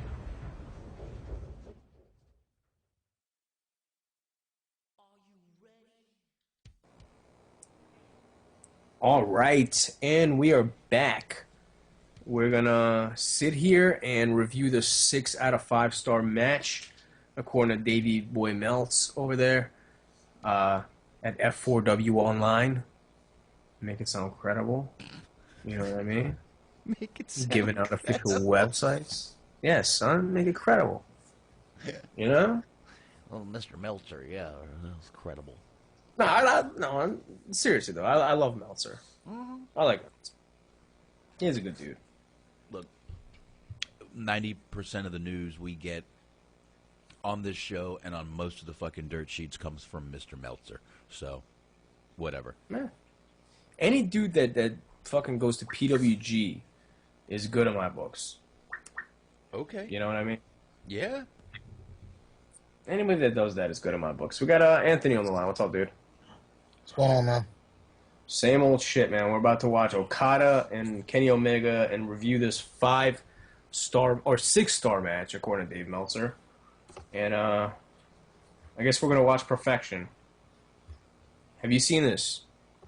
No, not yet. I've been chalked for the past couple, or sick past couple days. Yeah. Well, if you want to pull this up, man, we're gonna review this. If you want to pull it up on YouTube. I'm actually looking it up now. Boxman, you got a link for this gentleman over here? I can post that. Everybody in the chat room. Maybe we can post it in the chat room. If you're listening live and you're not on Mixlr, listening live, and you want to check this out with everybody else, you can go to Mixlr, mixlr.com/THT podcast. Post it. Motherfucker. Post it, bitch. Post it up in this motherfucker. In that fucking chat room, bitch. Get fuck money. Yeah. Like Shannon fucking Moore. Virgil, man. Oh, I thought it was Shannon Moore. I mean, he charges No, $1, and that $150 to do a podcast for Shannon Moore. Oh, what? Oh shit! You didn't listen to. You didn't listen to the soup, did you? What? He was serious. $150 for Shannon Moore. And Joey had the best comeback. If you can't make a wrestling promoter $150, why should we give it to you? A free podcast. Excellent. Well, Joey's Joey because he's in the wrestling business and he's a smart motherfucker. So, good point. Yeah, yeah. But yeah, $150 for Shannon Moore. Dude, that's wild. Mm-hmm. I wouldn't pay a fucking penny. No, I'm not sure who would. No. Wrestling Soup even did a segment called "What Can We Do with $150 Better Than Getting Shannon Moore?" Oh, literally anything. Basically, yes. You can wipe your ass with it, and it's better than that. Mm-hmm. Smoke the best weed of your life. Get laid 12 times You over. smoke the best weed of your life out of $100 bill. Yes, someone mentioned marijuana on there. You can spend $50 on the weed and smoke it out of $100 bill, and it's better than fucking interviewing Shannon Moore for $150. You know? Or you could spend $100 on the weed and smoke out of the 50. That's what I would do. Dude, I'd rather fucking pick up my dog's shit with a $100 bill than fucking spend it on Shannon Moore. Wow. That's better time right there. Wow. Whoa. That's some reckless shit, though, if you're fucking picking up dog shit with a $100 bill. Yeah, it's fucking... Talk about fuck money. Yeah, that's some real fuck money right there. Yeah, I got money to fucking pick up shit with. That's something special. Mm-hmm. Anthony, did you find this video? Let's get this shit started. We're going to be starting this not at the entrance, right when they're both in the ring, and they're face-to-face, and there's this yellow screen that says Okada versus Kenny Omega. So it's right at the beginning of the match. Yep. I'm going to pull this shit up. All right, Boxman, you ready? I am. Anthony, you ready? Yeah, ready to go. Okay, Anthony, the one I posted in the chat room, go to 5 minutes 28 seconds, and that's right where I am. And we're gonna try not to pause this, but it'll be on in the background, and we'll keep talking. Don't worry. Have no fear. All right, everyone ready? Yes, sir. Anthony? Ready. 1, 2, 3, play. All right. All right, let's watch this. So apparently this is an instant classic. I've seen most of this match, so no spoilers from me. But, initially, I'm sure we can all agree everybody thought it was probably overhyped, right? Didn't know it was happening. You didn't? Okay, then. All right, well, that's the thing, too. Anthony, what did you expect from this? I expected a good match, but I am kind of curious about how it's going to turn out because this match has been hyped to shit, and normally when people overhype something, it winds up disappointing. So I'm looking forward to seeing this thing. What are your thoughts on Kenny Omega? Are you familiar with the guy? Hey, well, he definitely raised his stock coming out of this match because everybody's talking about him. Good, better, and different. People are talking about him, which is always good in the wrestling business. Well, now you kind of wonder, like Shaheen said earlier, maybe he raised his stock so much, so when, WWE, maybe he is going over. This is a great way to fucking leave. This is one hell of a match to leave on, you know what I mean? So I think he's going to go like the AJ, or he's going to stick around for another year or so when the IWGP belt. And then, I'll see him going to WWE no later than next year, though. But I think he's going to stick with New Japan for at least another year or so. Get some more mileage experience under his belt. Make it something more valuable, because think about it. If they want him this year, they're going to want him even more next year. Oh, yeah. Yeah, that's true. That is true. What's going on here? Okay. All right. Watching the match. Pretty much a regular match so far. That hurt. Their moves do look a lot stiffer, man. I'm telling you. Well, it starts out slow. It's part of the psychology, man. You got to build it up, brother. And again, man, Omega can't get into a super kick. Omega puts a lot of pop into those moves he does. He makes them look really stiff, even though they're probably not. Oh, they could be though. Dude, Omega fucking he showed his ass off, man. He's got Okada in a nice little wrist lock. Or you're at the same spot. Exactly. He's got him in a wrist lock. Yep. Just put him down. Yeah. Perfect. How many people do you think are in this stadium? Oh, I have no clue, man. I don't know. You can't see. It's dark. I can't even see the crowd. Rainman Anthony, AA. You wanna do some research, see if you can find this, sir? I didn't heard. I actually did. I actually heard God like damn 60 and 75,000. How many? Fuck. That number's fluctuated, but it's like between like 60 and 75,000. 60 and 75,000. Yeah. Holy shit. Nice. Hey, people still believe in wrestling over there. Dude, that's a lot of people. This is serious shit over there, man. They still cover that. Like in Japan, they don't fuck around with wrestling. They still cover it as a legitimate sport. Mm-hmm.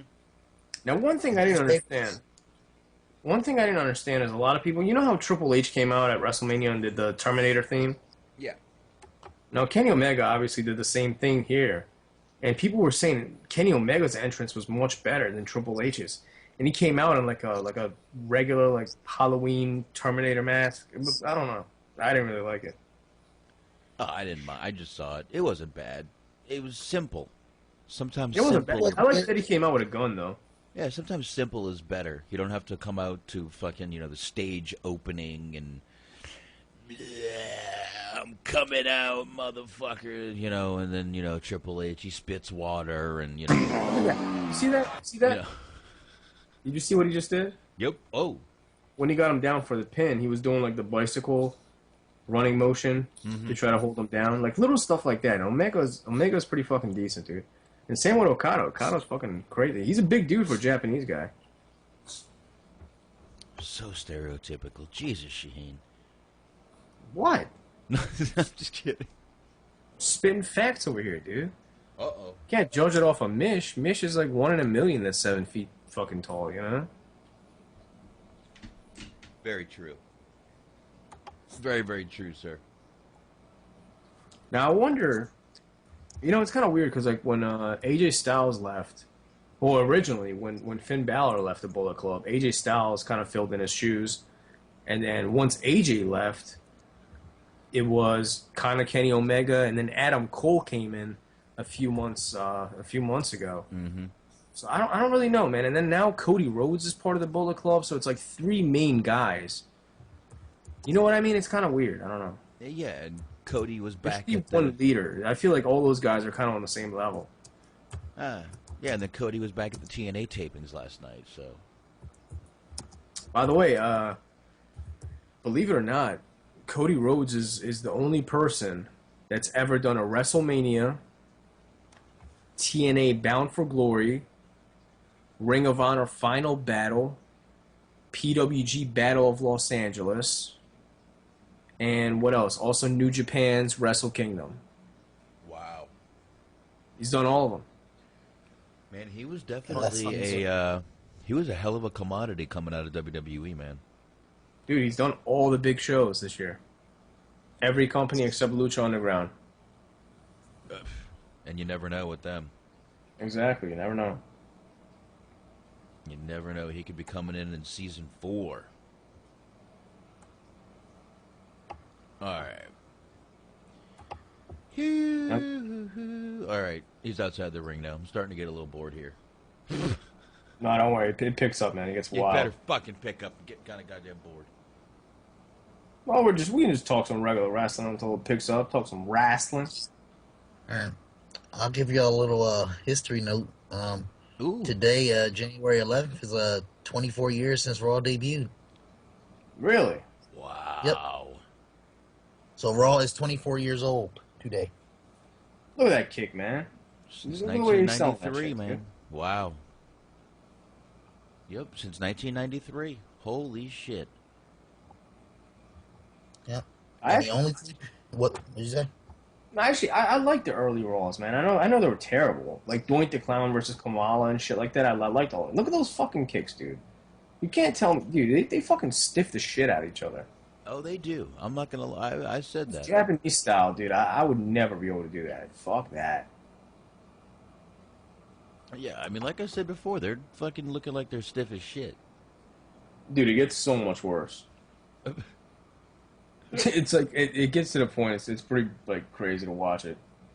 These guys should have died like 6 times in this match. Jeez, yeah, they're pretty rough, man. Well, you got to look at it this way. Like Okada just became a top guy. He just sent him down to the guardrails, and those guardrails, man, those things, they're like legit ones. Flimsy little fucking pieces of fucking mesh. Shit! Look at this. About to suplex him? No. Suplex? Oh, no. suplex into a DDT. Bam! Off. That was like a Randy Orton DDT right off the guardrail, man. Yeah. That Randy Nice Orton stuff. draping DDT that he does off the ropes, that was off the guardrail. Oh, that was nice shit. Omega's really good at selling. I like the way he sells. I actually think he's a better seller than Ziggler. Because Ziggler is kind of like, he's like comedic to the point. You know, he like oversells. Yeah, sometimes. Well, Jesus, Shawn Michaels used to fucking do that shit too. Oh yeah, he used to piss me off too. There's that one spot that Triple H did where he was basically just like in, hypnosis for like 5 minutes and then finally falls down. And it's like silly. It's like, dude, come on. Yeah. Fucking kid. What are we doing here? I remember that where he's like a falling tree that won't fall down. Now here comes the Japanese table, the stiffest thing in fucking wrestling. It's so tiny. Yeah, I don't know why they still use these. It's so small. Yeah, it's thin, it's small. I don't know, dude. And they're not like a regular like wrestling tables, you know what I mean? No, they're like I said, they're little tiny. Thick. Oh, they're thick? Mm-hmm. Oh shit. Dude, they're thick as fuck. I remember the first time I saw these tables was like, you would see like Abdul the Butcher and those guys like just like smash it over people's heads, but the first time I saw people try to actually break them was like Sabu and FMW, and he could never break those things, and it was fucking brutal.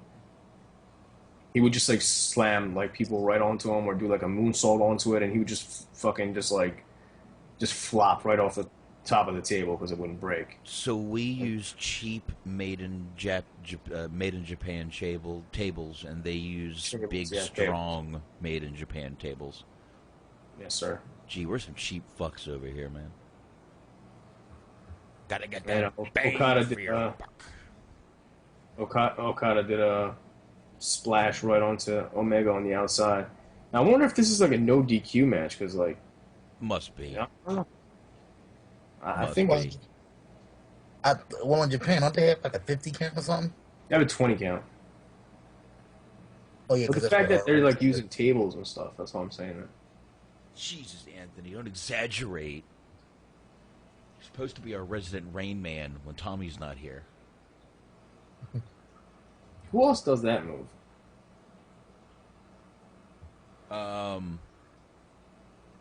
Who does that?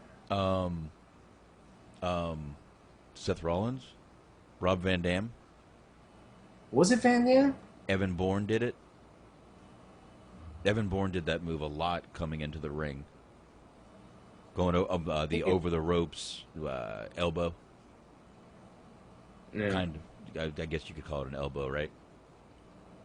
Knee. No, it was more like a neck. I thought he landed with his neck onto the chest. But yeah,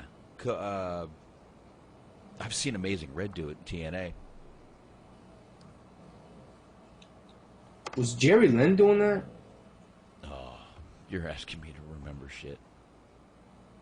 Oh, and good neck what about you? breaker. You still watching it? Yeah. That one move, was Jerry Lynn doing that? I think I saw him do it once or twice. I don't think it was a part of his regular arsenal, but I do. See, it was somebody that always used to do it, and I can't remember. It's gonna bother me. It's Mr. Anderson. Who? I'm kidding. I was joking. God damn it. Who? Mr. Anderson. Hey, I ain't gonna lie. I should have posted up the clip. Doug. Yeah, Doug. Goddamn Rain Man. He said Eddie Guerrero did it. He did. Yeah, he's exactly right. Eddie Guerrero used to do that move all the fucking time, and he would snap right in where he was midway in the air. Oh, yeah. Guerrero would do it. God damn it! How did you know? Fuck, dude, I don't remember anything. Yeah, Eddie Guerrero. Yeah, he was on point though. God damn. Yeah. Lie, cheat, steal.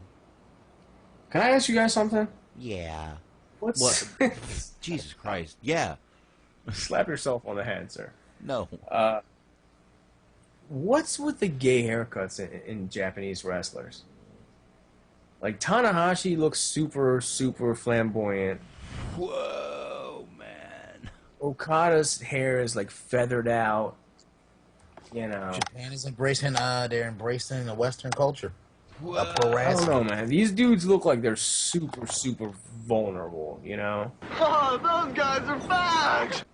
Halfway there. They're like the type, you know how you got the dick hole for your boxers? They're the type to wear it backwards, you know what I mean? Easy access. Wow. Body slam. See, even his Frankly, body I'd rather slam. take it up the butt. Damn.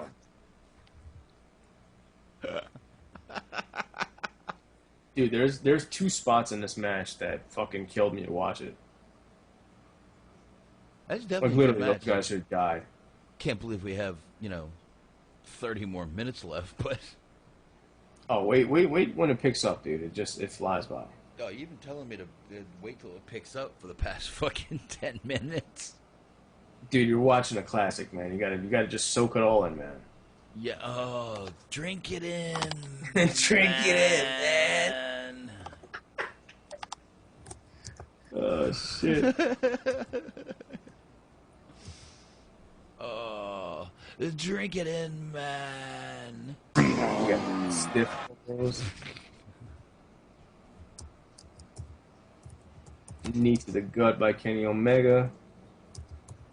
Yep, picking him up. He gets that. He does have a good snap. Look at that. He's gonna probably no. Flip, spin. He's trying to go for that cradle pile driver. Kick straight to the fucking jaw. Nice Hurricane Rana. Beautiful Hurricane Rana. Yeah, see, John Cena can't do that shit. Piece of shit. He's rich. He don't give a fuck. Piece of shit. And he did a Hurricane Rana right to the outside. Kenny Omega pointing at all the 75,000 people that are there. I can't believe there's actually 70. That's crazy. Let me ask you, like, this is a good match, and obviously WWE's going to sign anybody who they think can draw them some money. When they look at a match like this, do you think they're looking at it from a work rate standpoint or his ability to connect with a crowd? I think both, and god damn. And he just did, what would you call that? I don't even know what that move is. Suicide dive? No. Suicide dive is just diving to the outside through the middle rope. This was... Suicide Because I guarantee Vince isn't watching this match going, I got to sign this guy ASAP. No, but he's looking at it from the standpoint that, hey, if we put this match on at WrestleMania, you know, this is fucking crazy. And also the fact that the whole internet and the whole world is talking about it. That gets some attention. All he wants is attention, dude. I heard this rumor, like, supposedly Vince, I guess he got a bug up his ass about because everybody talking about Wrestle Kingdom, and he's determined to make WrestleMania, like, bigger and better this year, which I thought should be the goal every year, but, you know. Good. No, this means competition. That's good. That's good. New Japan, I'm not saying they're a threat, but at least they're motivating them to make changes, do something else. At least somebody. somebody. Going back in the ring. You know, at least somebody is getting some, you know, dude, oh my god, that's one of the spots, dude. Drop kick to the back of the goes head. To the top. Yes, goes to the top and drop kicks the back of his fucking head. Missile Gets drop kick to the back of the everything. head. Yeah, missile drop kick Dude, to the back. He looks knocked out, man. Slow motion. Oh, he clipped the head too. Look at that. Oh, my God. Yeah, it looks worse in slow-mo. I'll admit Dude, that. that is a concussion and a half. For some reason, I feel like I'm watching Masato Tanaka. Dude, it is. It's fucking brutal. Yeah, I mean, this is all right. It's picking up. I'm liking this so far. Yeah, dude, it's gonna get wild, man. It's gonna get wild, bro. Oh, it's gonna get wild, bro. Shit's gonna be out of hand. You had to face yourself in the beginning. Yeah, dude, you can't start with fucking high spots in the beginning, dude. Just don't know how out of hand it's gonna be, man.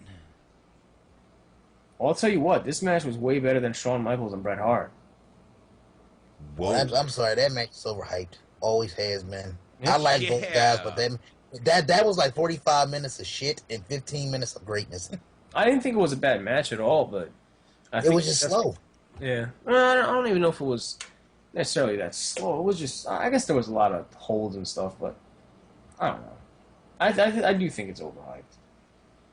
I actually liked the Rock and Triple H Iron Man match. Yeah, because they had like more bells and whistles to it, and that was more of a 50-50 thing. With Shawn and Bret, I guess they still had some animosity. The time they didn't want to put each other over. I mean, I thought it was bullshit that match went over 60 minutes and not one fall until the end. Yeah, but that's not surprising in the WWE world at all. That's shocking to them. What, that nobody gets a pin? Yep. I mean, yeah, I'd agree that it's a waste of time. Pretty much. Yeah. Where is my electronic cigarette? Right here. Now Kenny Omega, and he gets smashed in the face. Irish whip from Omega. Oh, dude! Once again, man, they look. You know, they throw their arm right after the guy falls. They you know what they do? They follow through. Yeah, they do. Don't pull back. Like, and you know, the WWE, I'm not going to say they pull back, but they don't lay it in like these guys are doing, man. They don't make it look like it fucking hurts like it used to. These guys almost like just go for it, and it's the other, you know, it's their opponent's job to get out of the way on time. You know, WWE, it almost seems like both guys are playing it safe. You know, this over here, like Omega's just going for the punch, dude. You better position your fucking face right, or else you get knocked.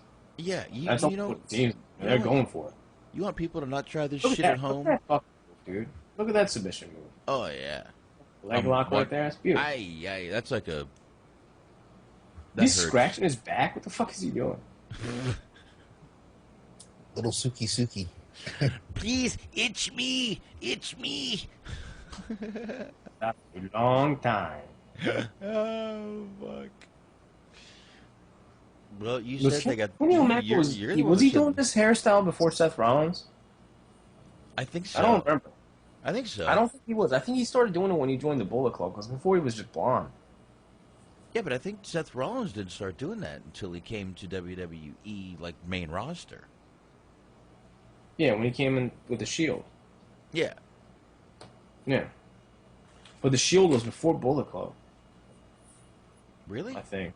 No. Was it? All right. Somebody in the chat room. Was it the Bullet Club or the Shield?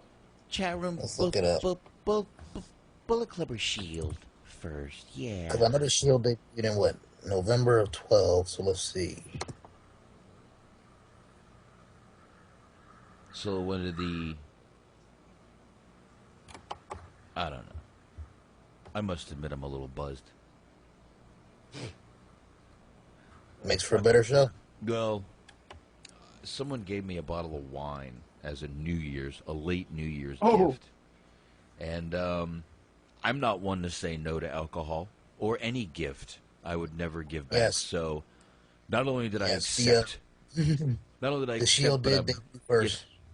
Oh, Shield was first. The Bullet Club debuted in May of 2013. Okay, now look up, when did Kenny Omega get crazy frosted hair? I hope you know I'm kidding, by the way. Don't really look that up. Oh, I wasn't. Shaheen, I'm not sure, but I think he might have been doing this crazy frosted hair before. But you could be right. How insane.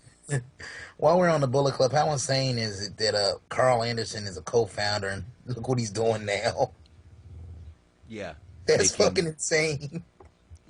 Doing jobs on fucking WWE.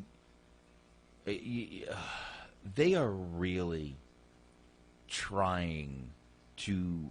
I don't know if they're trying to ruin those guys or if they think this is a way to get them over.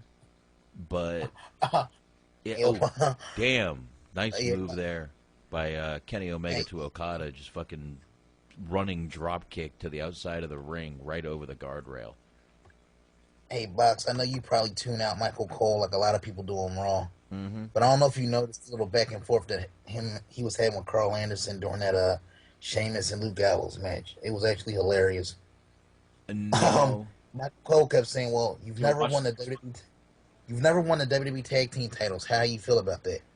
And Carl Anderson, well, over in Japan, Michael Cole, this ain't Japan. Yeah. They went back and forth like that for like 5 minutes, and I'll be honest, I laughed for about a good 10 minutes. See that moonsault? Nice. Hey, when did the Shield start, Anthony? When was that? 2012? No. Yeah, November 2012. Okay, so Doug says he remembers having Kenny Omega having that hairstyle in 2010. So that would predate the Shield by 2 years. With the dye? I'm not talking about the hairstyle. I'm talking about the color. Like you know how Seth Rollins has like a streak of blonde?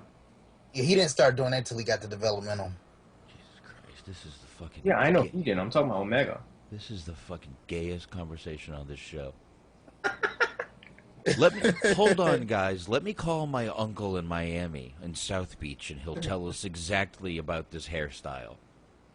Oh, shit. Jesus Christ. If I could get him to forget it. Anyway. You should, man. Oh, he'd love to come on here. You guys wouldn't have to guess for a second if he's straight or not if you heard him speak. Okada just like fell onto one of the photographers. He just fell right on top. And dude's still on the ground. You know on what? top of it. The photographer is selling it. Good for the photographer, man. Watch this. The fucking photographer. Oh, fuck that double stomp shit. Go fuck yourself, Kenny O. That was stomp. a good double stomp, though. Kenny Omega placed one of those hard-ass Japanese tables on top of Okada on the outside and fucking double stomps it. Didn't put him through it, just used it as a weapon. Well, I guess almost as a shield, too. Double stomp the fuck out I of think we him. need to come up with a better word for it than that Japanese table. That's what they are, man. They're known for being stiff. You know, that Jap table. One of those Jappy tables, you know, the hard ones. Anthony, are you going to CZW? Probably not. Yeah, I don't think I'm going either. I totally forgot it was happening. Wow, that's... Hey, DJ, we still love you, buddy. No, honestly, I thought the next show was going to be an anniversary show. I literally just found out about it last Same, week. because they're fucking idiots, and they announced it as a February show. And then at the last minute, they're like, oh, yeah, by the way, we got a show February 14th or whatever the fuck it is. I mean, January 14th or whatever it is. Oh, I was about to say, tell me they don't have a fucking show on Valentine's Day. No. That's like, bring us the losers. Come on, bring them on. Bring on the losers. Come on, Bob. You would take the lady to a wrestling show on Valentine's Day? That could be like a Valentine's Day gift. She would kill me. Kill me. Hey, baby, I got them tickets to Raw. Let's go. Actually, that she might not... You know what? If it was WWE, she might not be that mad about it. Because we would take the kids, but... I don't know. Actually, wrestling's going to be here in February, WWE. They're going to do a live show here. That you're not going to go to, right? Dude, I got Dude, two Bach kids. can go to WrestleMania in his backyard. You think he's going to go to a live show? I'm still... trust me, dude. I have two kids. I'm still broke from Christmas. Trust me. Like, But remember, how does WWE advertise it? Tickets start as low as $20. I know, and kids' tickets are probably less than that. You know, but I'll see. Seriously, see if they on sale. Because I know Joe on Wrestling Soup one time said they had a show near his neck of the woods, and they were literally selling tickets just to fill a house, like 2 for $10 or something like that. Yeah, I'd have to listen to local radio and shit, but I'll see what I can do. I don't know. When is that? I'll tell you right now. It's definitely mid-February. Let's see. South shows ain't been doing too well for them, so like they'll work with people on the price at this point. Yeah. Now here's a list of probably a fake ass list, but a rumored leaked list of Hall of Famers that are going in this year. You wanna go over this real quick? Sure. When this match is going on, absolutely. All right, we got IRS. You guys think he's going in? I mean, you work for them. Bray Wyatt, he could do them. Exactly. There's some ties there. Look, if they're gonna do Rick Rude, they're not gonna want to make this a death, Hall of Fame. So yeah, I could see that happening. Speaking of death, next one. Earthquake and Typhoon. Okay. I think Earthquake and Typhoon deserve to go in. I'd be fine with that. Except Typhoon is actually in the hospital right now, so I don't really know how that's going to work out. Yeah, I did read that. Fred Ottman is, but his wife did post that he was okay, stable, doing fine, and should be leaving tomorrow. So he is okay. I do have him on my Facebook, so I did see what his wife posted today. Yeah, shout out to him. He actually occasionally listens to the show, apparently. Mm-hmm. Yeah, he's a real good guy, man. He seems like it, at least. He's very down to earth. He did a good interview on In Your Head, so you can check that out over there on IYHWrestling.com. Yeah. Also, the next one that you already mentioned, obviously, is Rick Rude. Mm-hmm. We also have Diamond Dallas Page, which I can understand. But I think they should put Vader in with him, you know, since he's helping him out. He is now. Jesus Christ. Okay. Real quick. Sorry to interrupt you, Shaheen. 2 tickets to WWE right now. Live event. $105 each right now. Let me see if I can go. That's best available. They do have $20 seats, though. And $30 seats. So, yeah, $105. You can suck my left dick. Right, Anthony? Yep. All right. Go ahead, Shane. So, Diamond Dallas Page, and the next one is Steven Regal. Mm-hmm. I'm okay with this list so far. Steven Regal, most definitely, I would love to see go in. Now the last one, Christian. Those were my thoughts. Okay, Edge and Christian?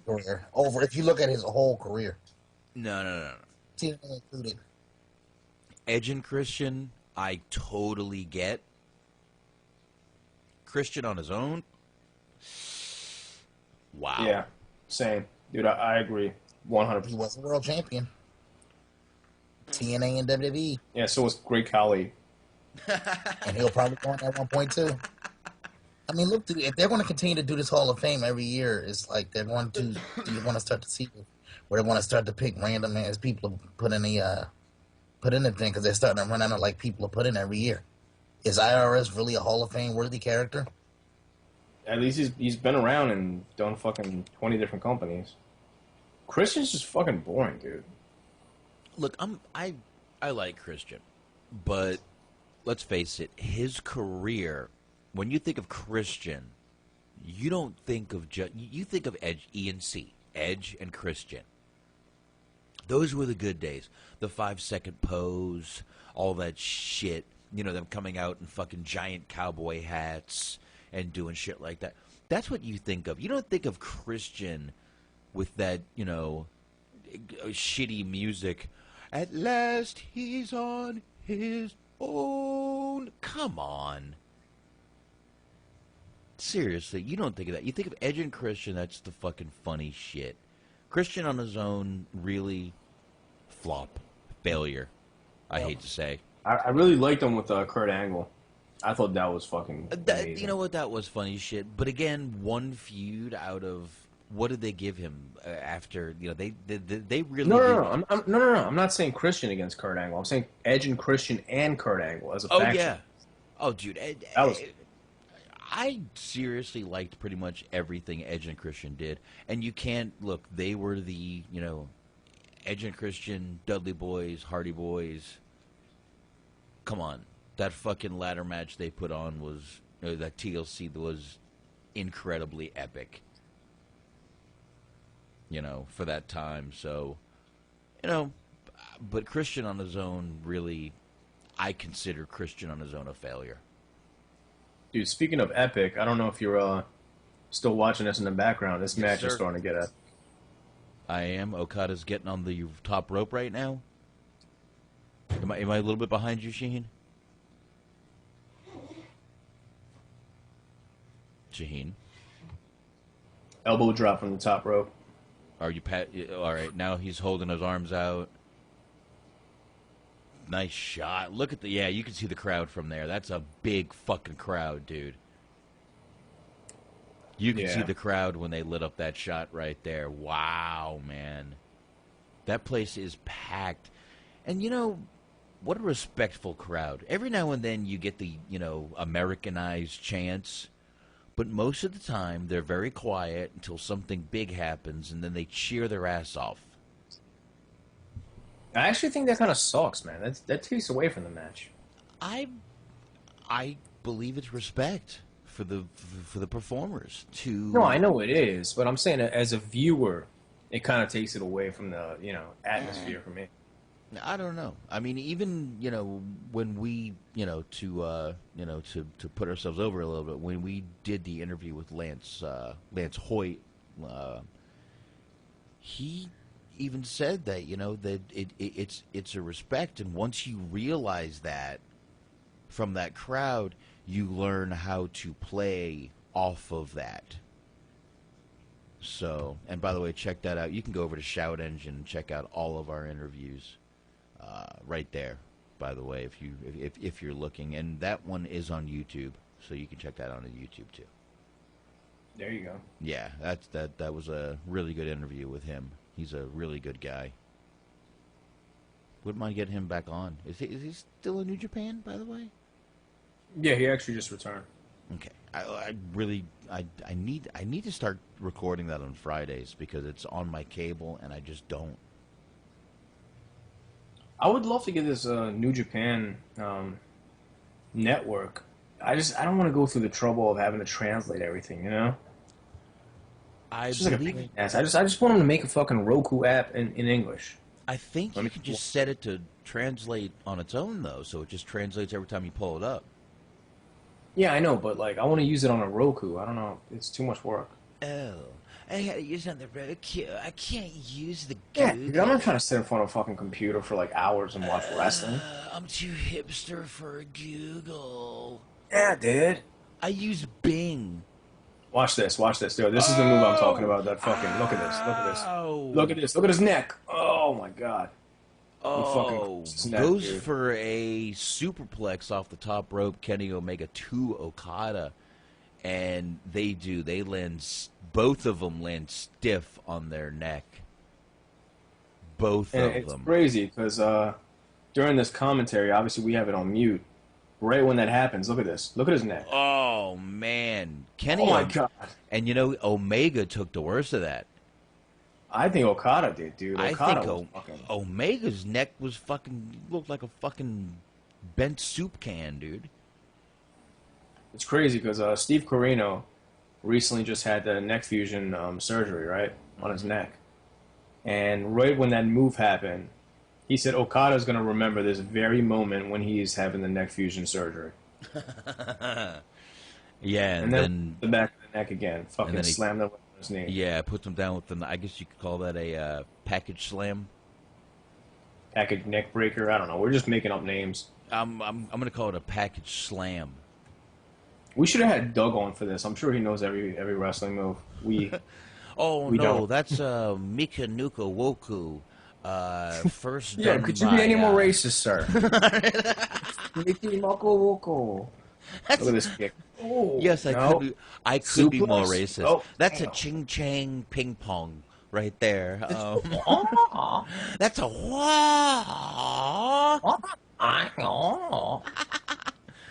oh, he calls that the bricks don't hit back. Speaking of Doug, he's on the line. Doug. What's up, Doug? Hey, guys. What's up, dude? I heard my name, so it's like, all right, well, it's time. And you appeared. Look at that beautiful drop kick. That was a great drop kick. He was like 20, 30 feet in the air at least. Other than 20, 30 feet. Whoa! In slow-mo, I'm going to go 35, maybe 40. Doug, have you watched this match? Yes, I have. Would you say it's amazing? Yes. I would definitely agree with that. I was still, even though I've already watched it, I was still kind of... I've been watching it along with you guys. So, and to answer your... talk about that move, that kind of the brain buster onto the knee, Adam Cole uses that move. I think that's his finisher. Okay. Yeah, I think it is.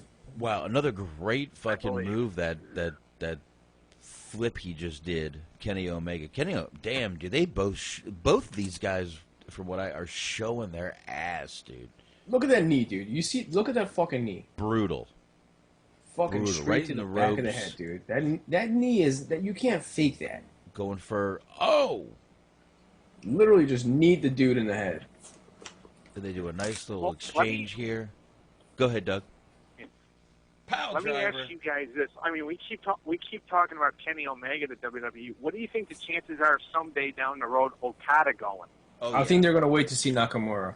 I think they're going to see what happens with Nakamura. If he's a success, they'll take their chances. Good point. Why Well, not? yeah, that's what I'm saying. Like, someday, because there's been many guys, that have made their name in Japan over the years. Muda being one of them, and Muda never got the call to go to WWE. Right. That's because it was years ago, though. If Muda was around right now in his prime, he'd be there in a second. Well, he's around. Oh, and I'm sure. And I got to say this before I forget. Boxman, I don't think was the only person in your group that I ticked off yesterday, because your buddy Tommy, I posted something a couple days ago about me being Okerlund. I don't Tommy know got anybody. mad at me. I don't know who that is, dude. Tommy? Yeah.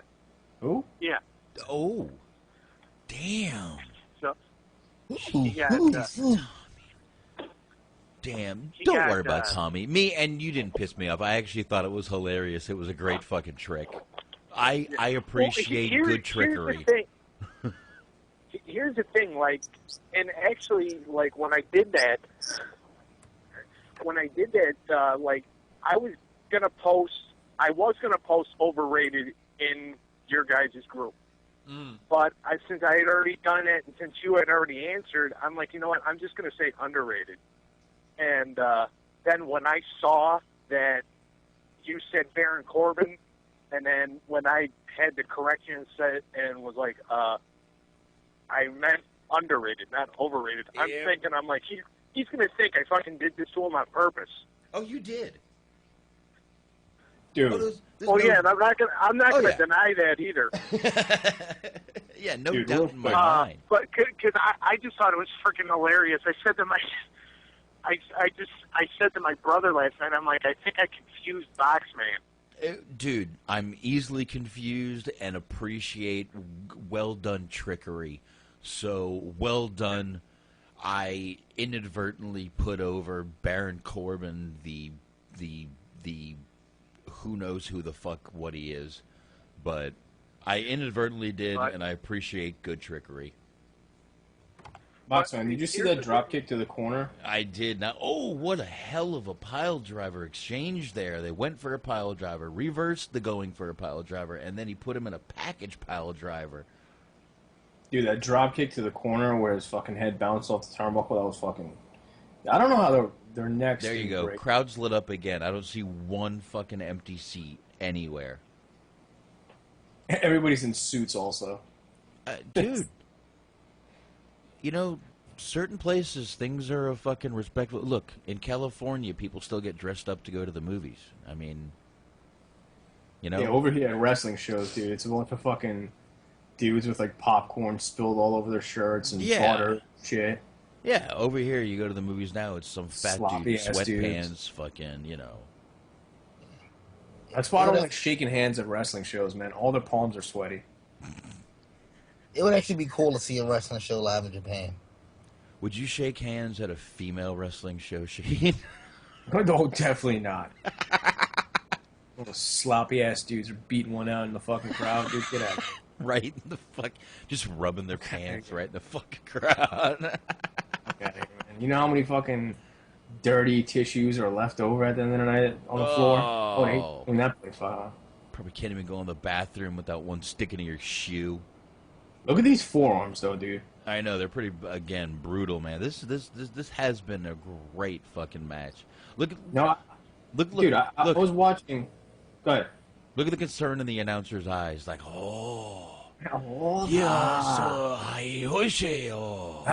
Omega, yeah. Omega. Come on. Oh, Okada. Oh shit, dude! Look at that fucking. Look at that. Look at that. Look at that. Fucking. And you know what? Dude. He kind of botched that, but you know what? It still looked brutal, and he made up for it. Dude. Dude, that. By the way, that last. I got some old Japan DVDs, like a Funk in Japan, Hogan in Japan from the '80s, and I always, whenever they say the names, Hetty Hunger. I swear, I'll be rewinding that shit. Hunger. They always say the names backwards. It's amazing. Here we go. Second time he's going up for this move. It's like electric tear. He's got him in the. Oh. Damn. Laying that shit in. Yeah, with the they, especially the knees, dude. They fucking lay that shit in. Dude, now, Boxman, I was watching this this series. It's called In the Ring with Homicide. It's on the High Spots Network. It's from like years and years ago. It's probably from like 2001 when he was still training like, all the guys that came out in the mid 2000s. And he was talking about strong style, basically what they do in Japan. And he was saying when you lay it in, when you do the forearms, I always thought like they would probably go for the shoulder or maybe the chest. He was actually saying go for the neck. Wow. That's the safe spot, is the neck. Awesome. I would assume he means the lower neck, like right Yeah, near the chest bone there. No, definitely above that, above the collarbone. That's what they were going for. They were going for like mid neck. Thank you. Which I thought was fucking crazy. I'm obviously not a doctor. Yeah, clearly neither of us are. Never took anatomy, by the way. I don't know if you know that or not. Never. I did not. No. They're showing the IWGP title. No. I actually think it's one of the most beautiful titles out there. Yeah, dude, I went to high school in Florida. They offered marine biology. I got to go fishing once a month. Deep sea fishing once a month. Stiff elbows again. There's a lot of reversals. Beautiful dropkick by fucking Kenny Omega over here. Fucking high school in South Florida, bro. Yeah, this so match is definitely... What was the highlights from this match for you? Who, me? Doug. Oh, Doug. Okay, so what I think the amazing part for me, and I really don't want to spoil it because Boxman, I don't think has seen it, but Don't worry, dude. Go ahead, I'm watching. All right, how many rainmakers it took? Oh, fucking dropkick like. Dropkick, the fucking pile driver. He just bounces. Pile driver. Dude, you saw. Oh, and then the fucking. I don't know what to call it. Clothesline. That was a fucking clothesline or clothesline from hell. Lariat.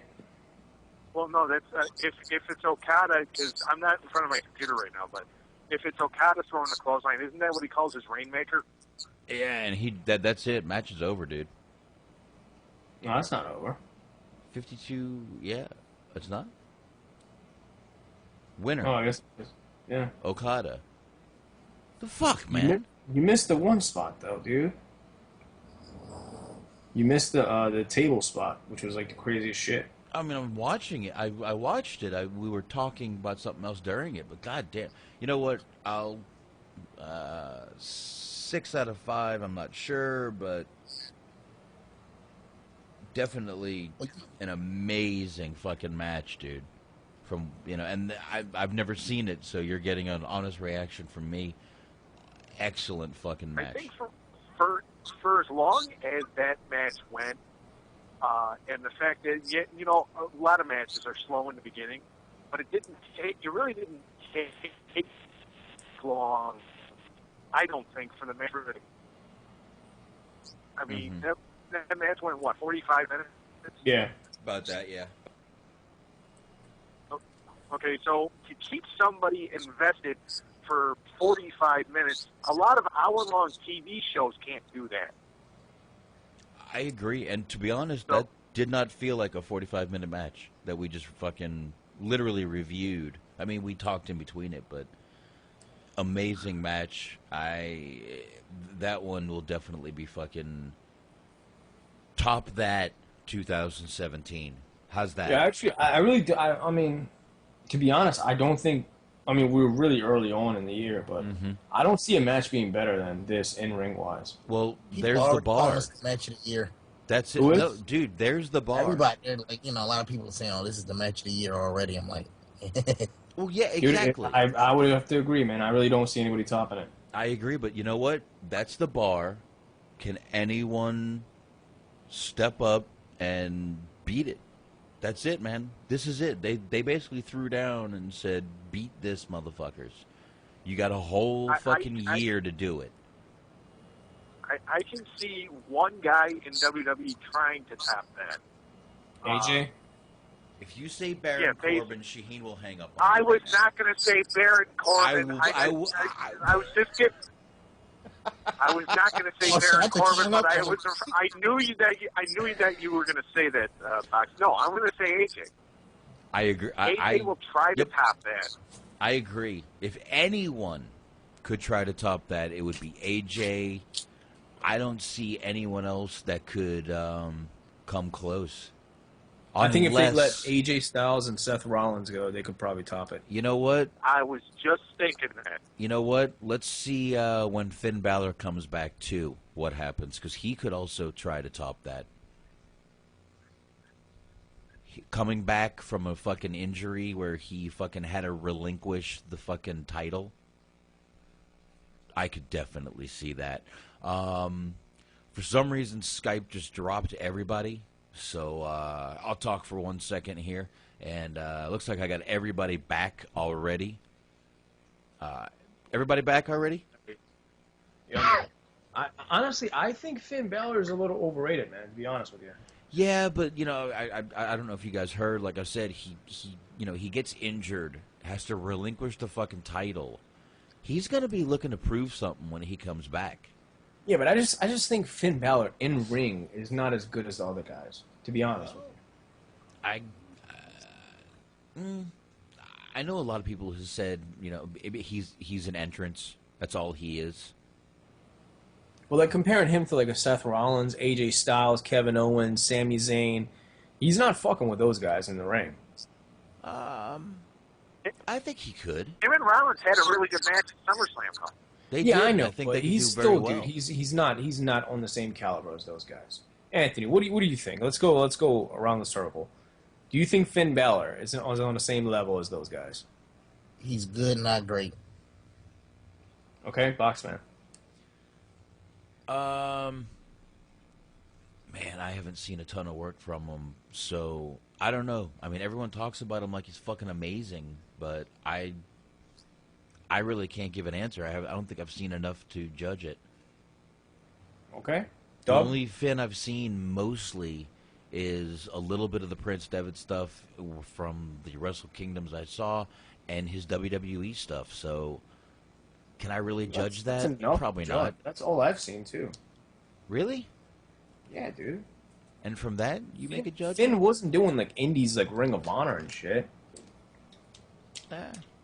I don't know. I mean, he was a definite fucking, you know, talked about fucking guy a lot. That's why WWE picked him up, because he was on that fucking talked about fucking list. So, see, a lot of people kind of get it confused because like everybody says that he came from the indies, but like he did indies, but he did it in like Ireland and shit. He wasn't here like doing CZW and PWG and Ring of Honor and, you know, Jersey All Pro and JCW and shit like that.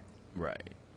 You know? I don't know, man. I mean, to give an answer, I would say I really, really want to see what I really think he's going to have something to prove when he comes back. So maybe give it a couple weeks when he does come back and go from there. Yeah. All right, Doug, what do you think? You think he's on the same level as a Seth Rollins, AJ Styles, Kevin Owens, or Zayn? I think if you're going to compare Finn Balor to AJ Styles, I think that is I would definitely put AJ higher than Finn Balor. I like Finn Balor, and I'm also getting other comments for the peanut gallery sitting next to me here.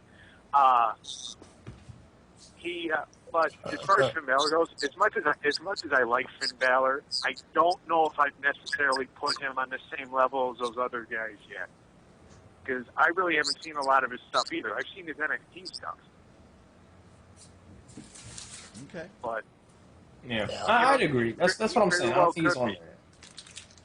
And what do you guys think it is? People are saying Kenny Omega is better than AJ Styles. No. Based off his match alone. I can't say that because I think AJ could have the same match with Okada. Now, what I want to see is Kenny Omega and AJ Styles at Wrestle Kingdom. That's what I wanted to see. Dude, that'd be a fucking Mania money-making match right there. Oh, yeah, dude. Holy shit. Dude, honestly, that's another thing. So many people bitch about Raw every fucking week. And it's like, yo, like, you know how many people are online right now saying they watch SmackDown? SmackDown's the greatest thing on earth, and Raw is so bad they can't watch it. How is it so bad?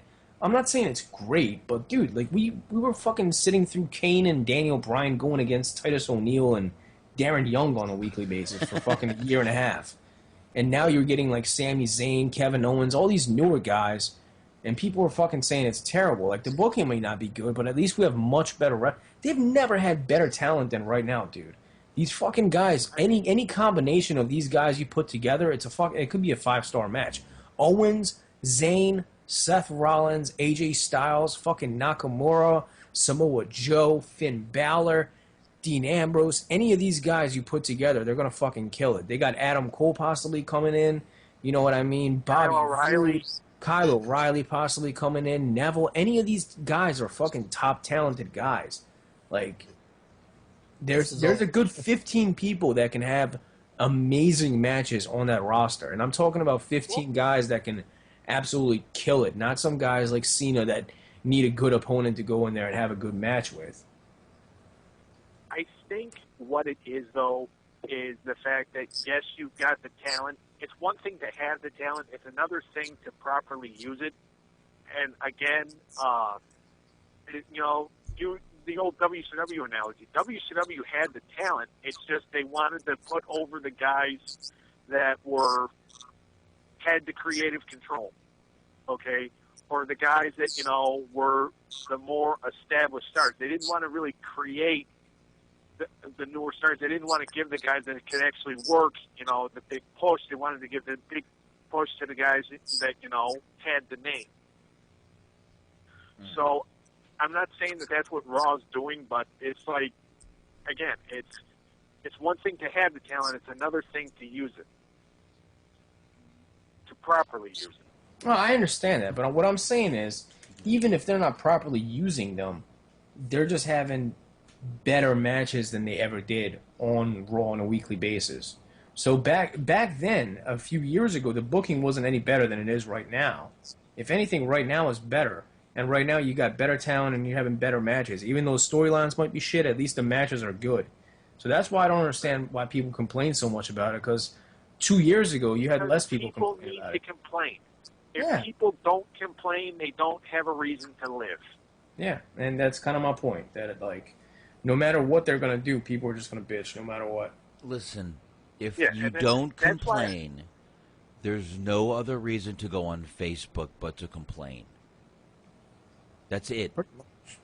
There's no other reason. I don't put the good things that happen to me on Facebook. Something shitty happens to me, it's going on Facebook. I just don't put anything on Facebook. I don't really either, to be honest with you. I put up animal videos, that's it. Yeah, I've noticed. Oh, doggies. Hmm? I like them. They're awesome. I love doggy videos. That's it, man. Pug life, bitch. Yeah, son. Yeah. All right. Well, did we miss anything else that you guys want to talk about? I could play you that quick John Cena story of John Cena giving out marital advice. We did forget something. What? Roman Reigns' his historic U.S. title reign ended on Monday. Ugh.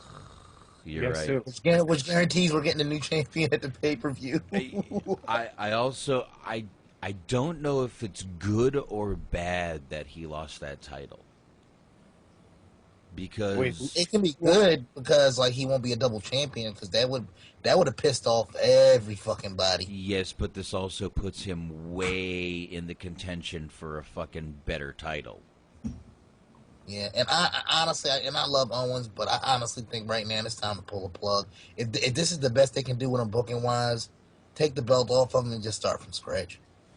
Well, as much as I don't want to see it, I would say fuck it. Just go back to the drawing board because his title run has been shit. Why do you say that? I don't think so. I think him and Jericho to me have been one of the fucking main points of Raw, the highlights of Raw. Comedy though, he's not. I mean, he's more. He can be utilized as a badass heel better. I liked him better when he was booked. Like when he first came in, he was doing shit on his own. Mm-hmm. They booked him as a prize fighter. Yeah, but he's not a comedy. He's a comedy guy. He's been doing that forever. But I'm just saying, though, is he being booked as a strong champion? I actually think that this is more.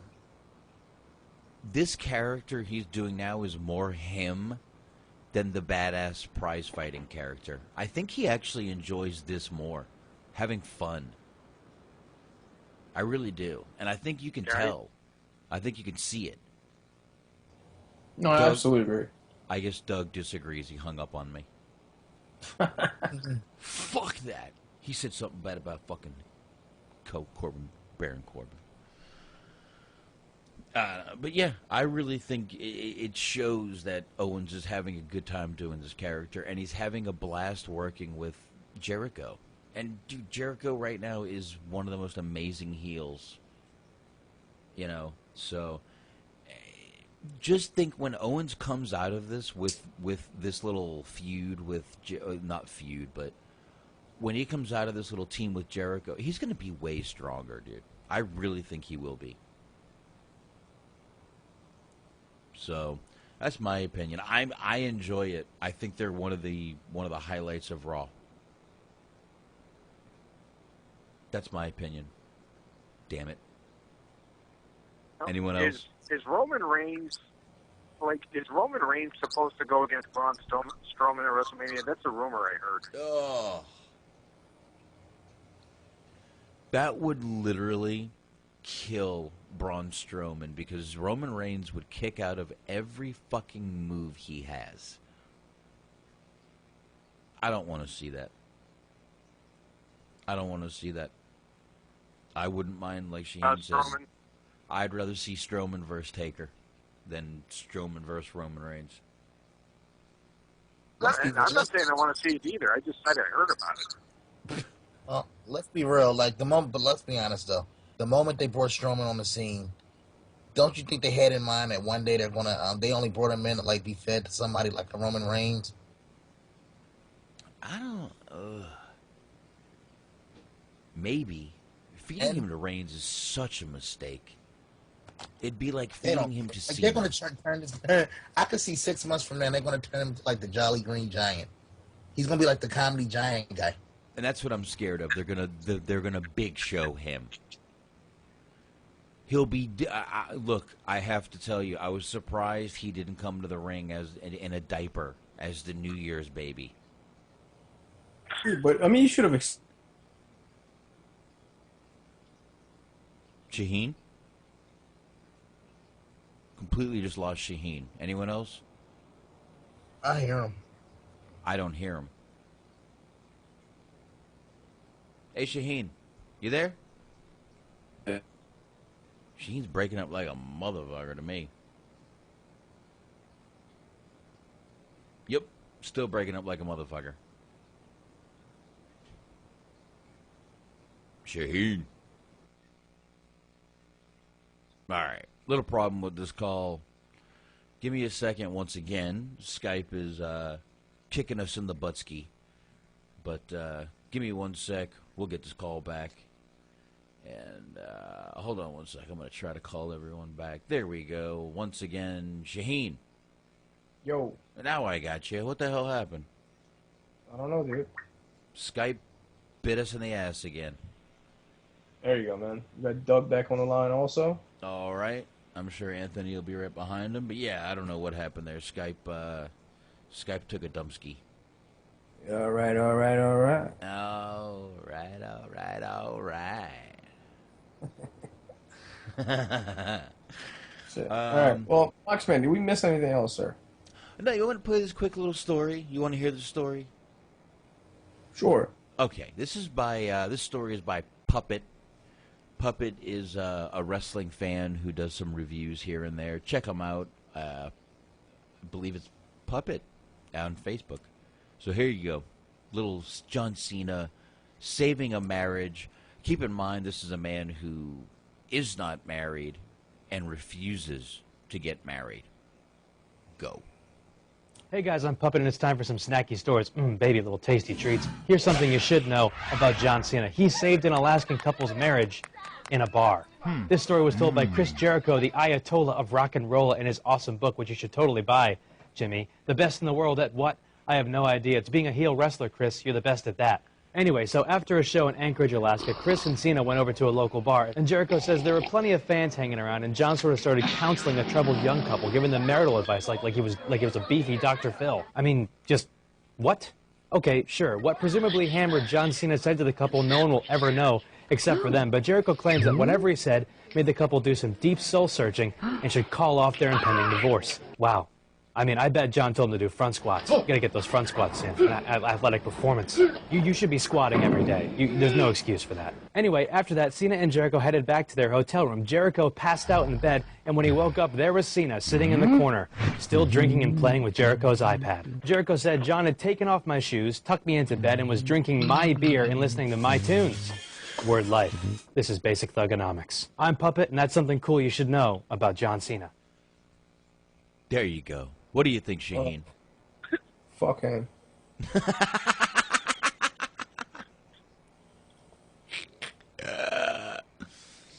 Jesus Christ, dude. Again, this guy has one failed marriage that rumor is he cheated with a porn star. Well, isn't this the same dude that's drawing dicks with wings for kids or something? Pretty much. Pretty much, yes. Yes, he So is. take advice from this guy. I mean, who wouldn't take marital advice from John Cena? Yeah, of course. Really? Best Really, out who there, would? dude. Who wouldn't? But, yeah, there's that story. While you're up there, take some from Sonny also. Relationship advice. It's good stuff. Absolutely. Oh, if we ever have any issues with Skype, we can actually hit up Sonny. That's a good time to hit her up. Ooh, yeah, there you go. She's an expert when it comes to Skype. There you go. You know? Yeah, we'll be like, hey, so Skype's not working, and I've got my finger perfectly in my ass. What do I do? Oh, fantastic. Oh, dude. Finger blasting her hemorrhoid. Oh. What, dude? Her asshole is hanging out. It's not like I'm making it up. It's there. Do we have to leave on that note? I guess. Ugh. You know? Yeah. Talk about Sonny's asshole a little bit. We can do that. Yeah, I didn't want to do that. How much money would it take to lick her hemorrhoid? To lick? Oh my God! Once again, how much you got in the bank? Let's start off with $6,000. No. All right, No. you have to think about it. So let's go pass. to $8,000. No. 12. No. Come on. You thought about it at 6 and at 12. It's a definite no. No. I that'd be a good 25, 30, maybe. All right, 20. At 25, 30. Come on, make a deal with me, son. 30. Lick that ass, dude. It's fuck. Come on, man. 30. You gotta eat that hemorrhoid like groceries, dude. 30. 30. 30. Come on. 25. 22. 30. 22. 35. Dude. 40. If you 24. start, I'm gonna keep going up. 24, no. 30. Now it's 30. Come on, man. 24 carat gold. No, it's now a it's 30. number. No, back up to 30 now. All right, 25. That's as high as I'm going. I want 30. You're a bastard. I want 30, and I'll even give you a draping saliva shot. No, dude, I don't want to see that. I'll give you 30 not to share that with me, you asshole. I don't want to see that. There you go, 30 grand. Done. All right, so for $30,000, if you guys want to start a GoFundMe, Boxman will lick Sonny's asshole and chew on her hemorrhoid. I am a hell of a fucking negotiator. Well, it's not real. It's Monopoly money, so it's fine. Oh, fuck. I was hoping to move to Florida. All right, Doug, you got anything else before we peace out? You know, I got one question for you guys. Yeah? So, doing the whole overrated, underrated in the two groups yesterday, and this is the serious question. Somebody brought up, I think, when I asked the question of underrated, somebody brought up Braun Strowman's name. Do you guys think he's underrated or overrated? I think it's hard to tell right now because he's constantly improving. He's not a guy that's been around for 5-6 years like Cesaro, where you can be like, oh, this guy is like in his prime, and he's not being used properly. You know, like Braun Strowman is being utilized. I think you know the guy's getting better and better every day. Oh, he's being now. If he has enough experience, like a Luke Harper, you know, where you're like, okay, this dude is as good as he's going to get, in ring wise, anyways. You know, character wise, I'm sure, you know, being in WWE would probably help him a lot. But a guy like that, you can say is underrated because you know he's not going to be any better in the ring because he's just going to get older. Braun Strowman, the dude is young. He's getting better by the month. I mean, Braun Strowman is a lot better than when he first started, dude. Yeah. You look at this guy. I mean. Yeah, I think the guy's doing really well. I like him. Yeah, you really got to give him credit. Rated. Yeah, here's the thing. Working with guys like Sami Zayn and Seth Rollins is really helping him. Yeah, when you move him on to like Roman Reigns or something like that, and I'm not saying Reigns is going to bury the guy because I don't think that that's Roman's intention. Roman is just doing what he's told to do. Right, to bury people. To a point, I'll give you that. No, man. But working with Sami Zayn was definitely a good move on their behalf because Sami can sell for this guy, and you saw it, man. Mm-hmm. He sells his ass off for this guy. He bumps like crazy. He tosses himself all over the place. Yeah. Makes the guy look like a legitimate monster. You know what I mean? And you know what? I'm going to give Braun a lot of credit for the match he had Monday night with fucking Rollins, dude. It was a great fucking match. Yeah, I didn't see that, but I see that's a match I'd like to see. It really was, and I know you could go, well, Seth Rollins made that match good. Yes, he did, but Braun Strowman easily could have made that a shitty match.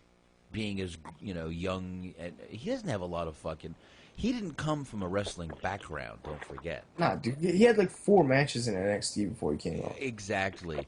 So you really got to, you know, give a little bit of credit to him. He's learning. He's doing everything he can, man. I'm liking Braun Strowman, and like Shaheen said, he's getting better every fucking day. Every time we see him on TV, he seems to be better.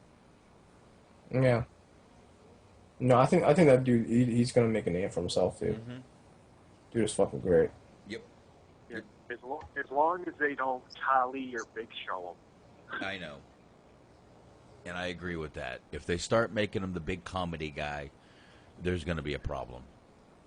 Yeah. But right now they're booking him right because they have him as a monster. And the thing is that he's doing more than just 2 moves. I mean, when Big Show first started, you know, back so many years ago, it was a choke slam and that was it. Braun Strowman, they're actually having him like do like, you know, other moves besides just one thing, which I think is helping him. And he's working with the right guys. Well, in fairness to Big Show, I think the story with that was because Big Show over the years has shown flashes of athleticism, but I think in WCW, like Hogan got in his ear, and a lot of people got in his ear and said you got to work like a giant. Because I remember, like the rumor was for like the long he was actually practicing a moonsault that he wanted to do, but they said no, brother, you're not doing that. No. And plus, you got to remember, early on in WCW, he was felt. He was about, what, 350, 400? And he was like, it was all muscle. Yeah, well, what happened was WWE saw him on that Saturday Night Live show being goofy and funny, and they decided, oh, let's just make him a funny douchebag. So they did. No, but when they first debuted him, he was a fucking badass. When he came out to save Vince at, what was it, St. Valentine's Day Massacre? When he came out as Paul White. Threw Austin through the cage. Yeah. No, dude, he was a beast for a while. I'll never forget this, man. I remember watching this as a, like, 13, 14-year-old. He had a match with Undertaker where they went through the ring on Raw, and then he had another one where Undertaker broke a baseball bat over his head. Yep. And you could, like, obviously it was like a gimmick baseball bat, but it was done so perfectly that you really thought it shattered over his head, and you saw the sweat, like, fucking explode off top of him. It was a nice visual. I'll never forget that. But, I thought he was a badass when they first brought him, man. He just, over the time, the gimmick got stale, and they tried new things, and they fucked it up so many times that at the end of the day, it didn't even matter anymore. So they had him come out in diapers and dressed as Hogan and, had his ass out like Rikishi and dressed as Too Cool and all this corny shit. Mm-hmm. Yeah, I mean, he's been ruined, but... One little more thing before I hang up or before my phone cuts out on me again. You talk about, this day in history. It was actually back on this date in 1999. That was the Big Show, or back then the Giants' last appearance on WCW Monday Nitro. Wow, look at this guy spitting these facts, man. Yeah. Very correct. Goddamn. Nice. Doug, next week when you call in, we'll figure out the date of the next show, and well, I guess it'd be the 18th. Yeah. January 18th. Yeah, it's kind of easy to figure it out. Yeah. Well, you know how good. All you got to do is just add 7 days. I mean, even I can add. Even I can add 7. Sir. But anything else that we missed, Anthony? No. Good. All right. Well, No. That is, check us out in 7 days. If today's the 11th, well, today is actually the 12th. See, so it'd be. Is it the 12th? It's the 11th. It's the 12th on our side of the world. I think it's still the 11th. Oh yeah, yeah. There you go. Boxman is on the motherfucking south side. But check us out next week. Mixlr.com, same place. Subscribe to us, iTunes, Stitcher Radio, Google Play, and YouTube. And shout out to Wrestling Soup and shout out to Yakuza Kick Radio. Check those guys out. And with that said, thanks for listening. Share the world. And fucking leave a review. There you go. Like Shaheen said, thank everybody for listening. And don't forget to check out me and Anthony this Friday night, 11:30 p.m. Eastern. I think, Anthony, we're going to do that movie I talked about? Yeah, as long as you send me a link to it. Okay, we're going to do Black Mass, the Whitey Bulger story. So check that out right here, mixer.com/THT podcast. And that's it. We will see y'all next week on the Hot Tags. See you later, Shaheen. Talk to y'all later. Pack her ass, my good man. Time to kick back, take some biz, and smoke some weed.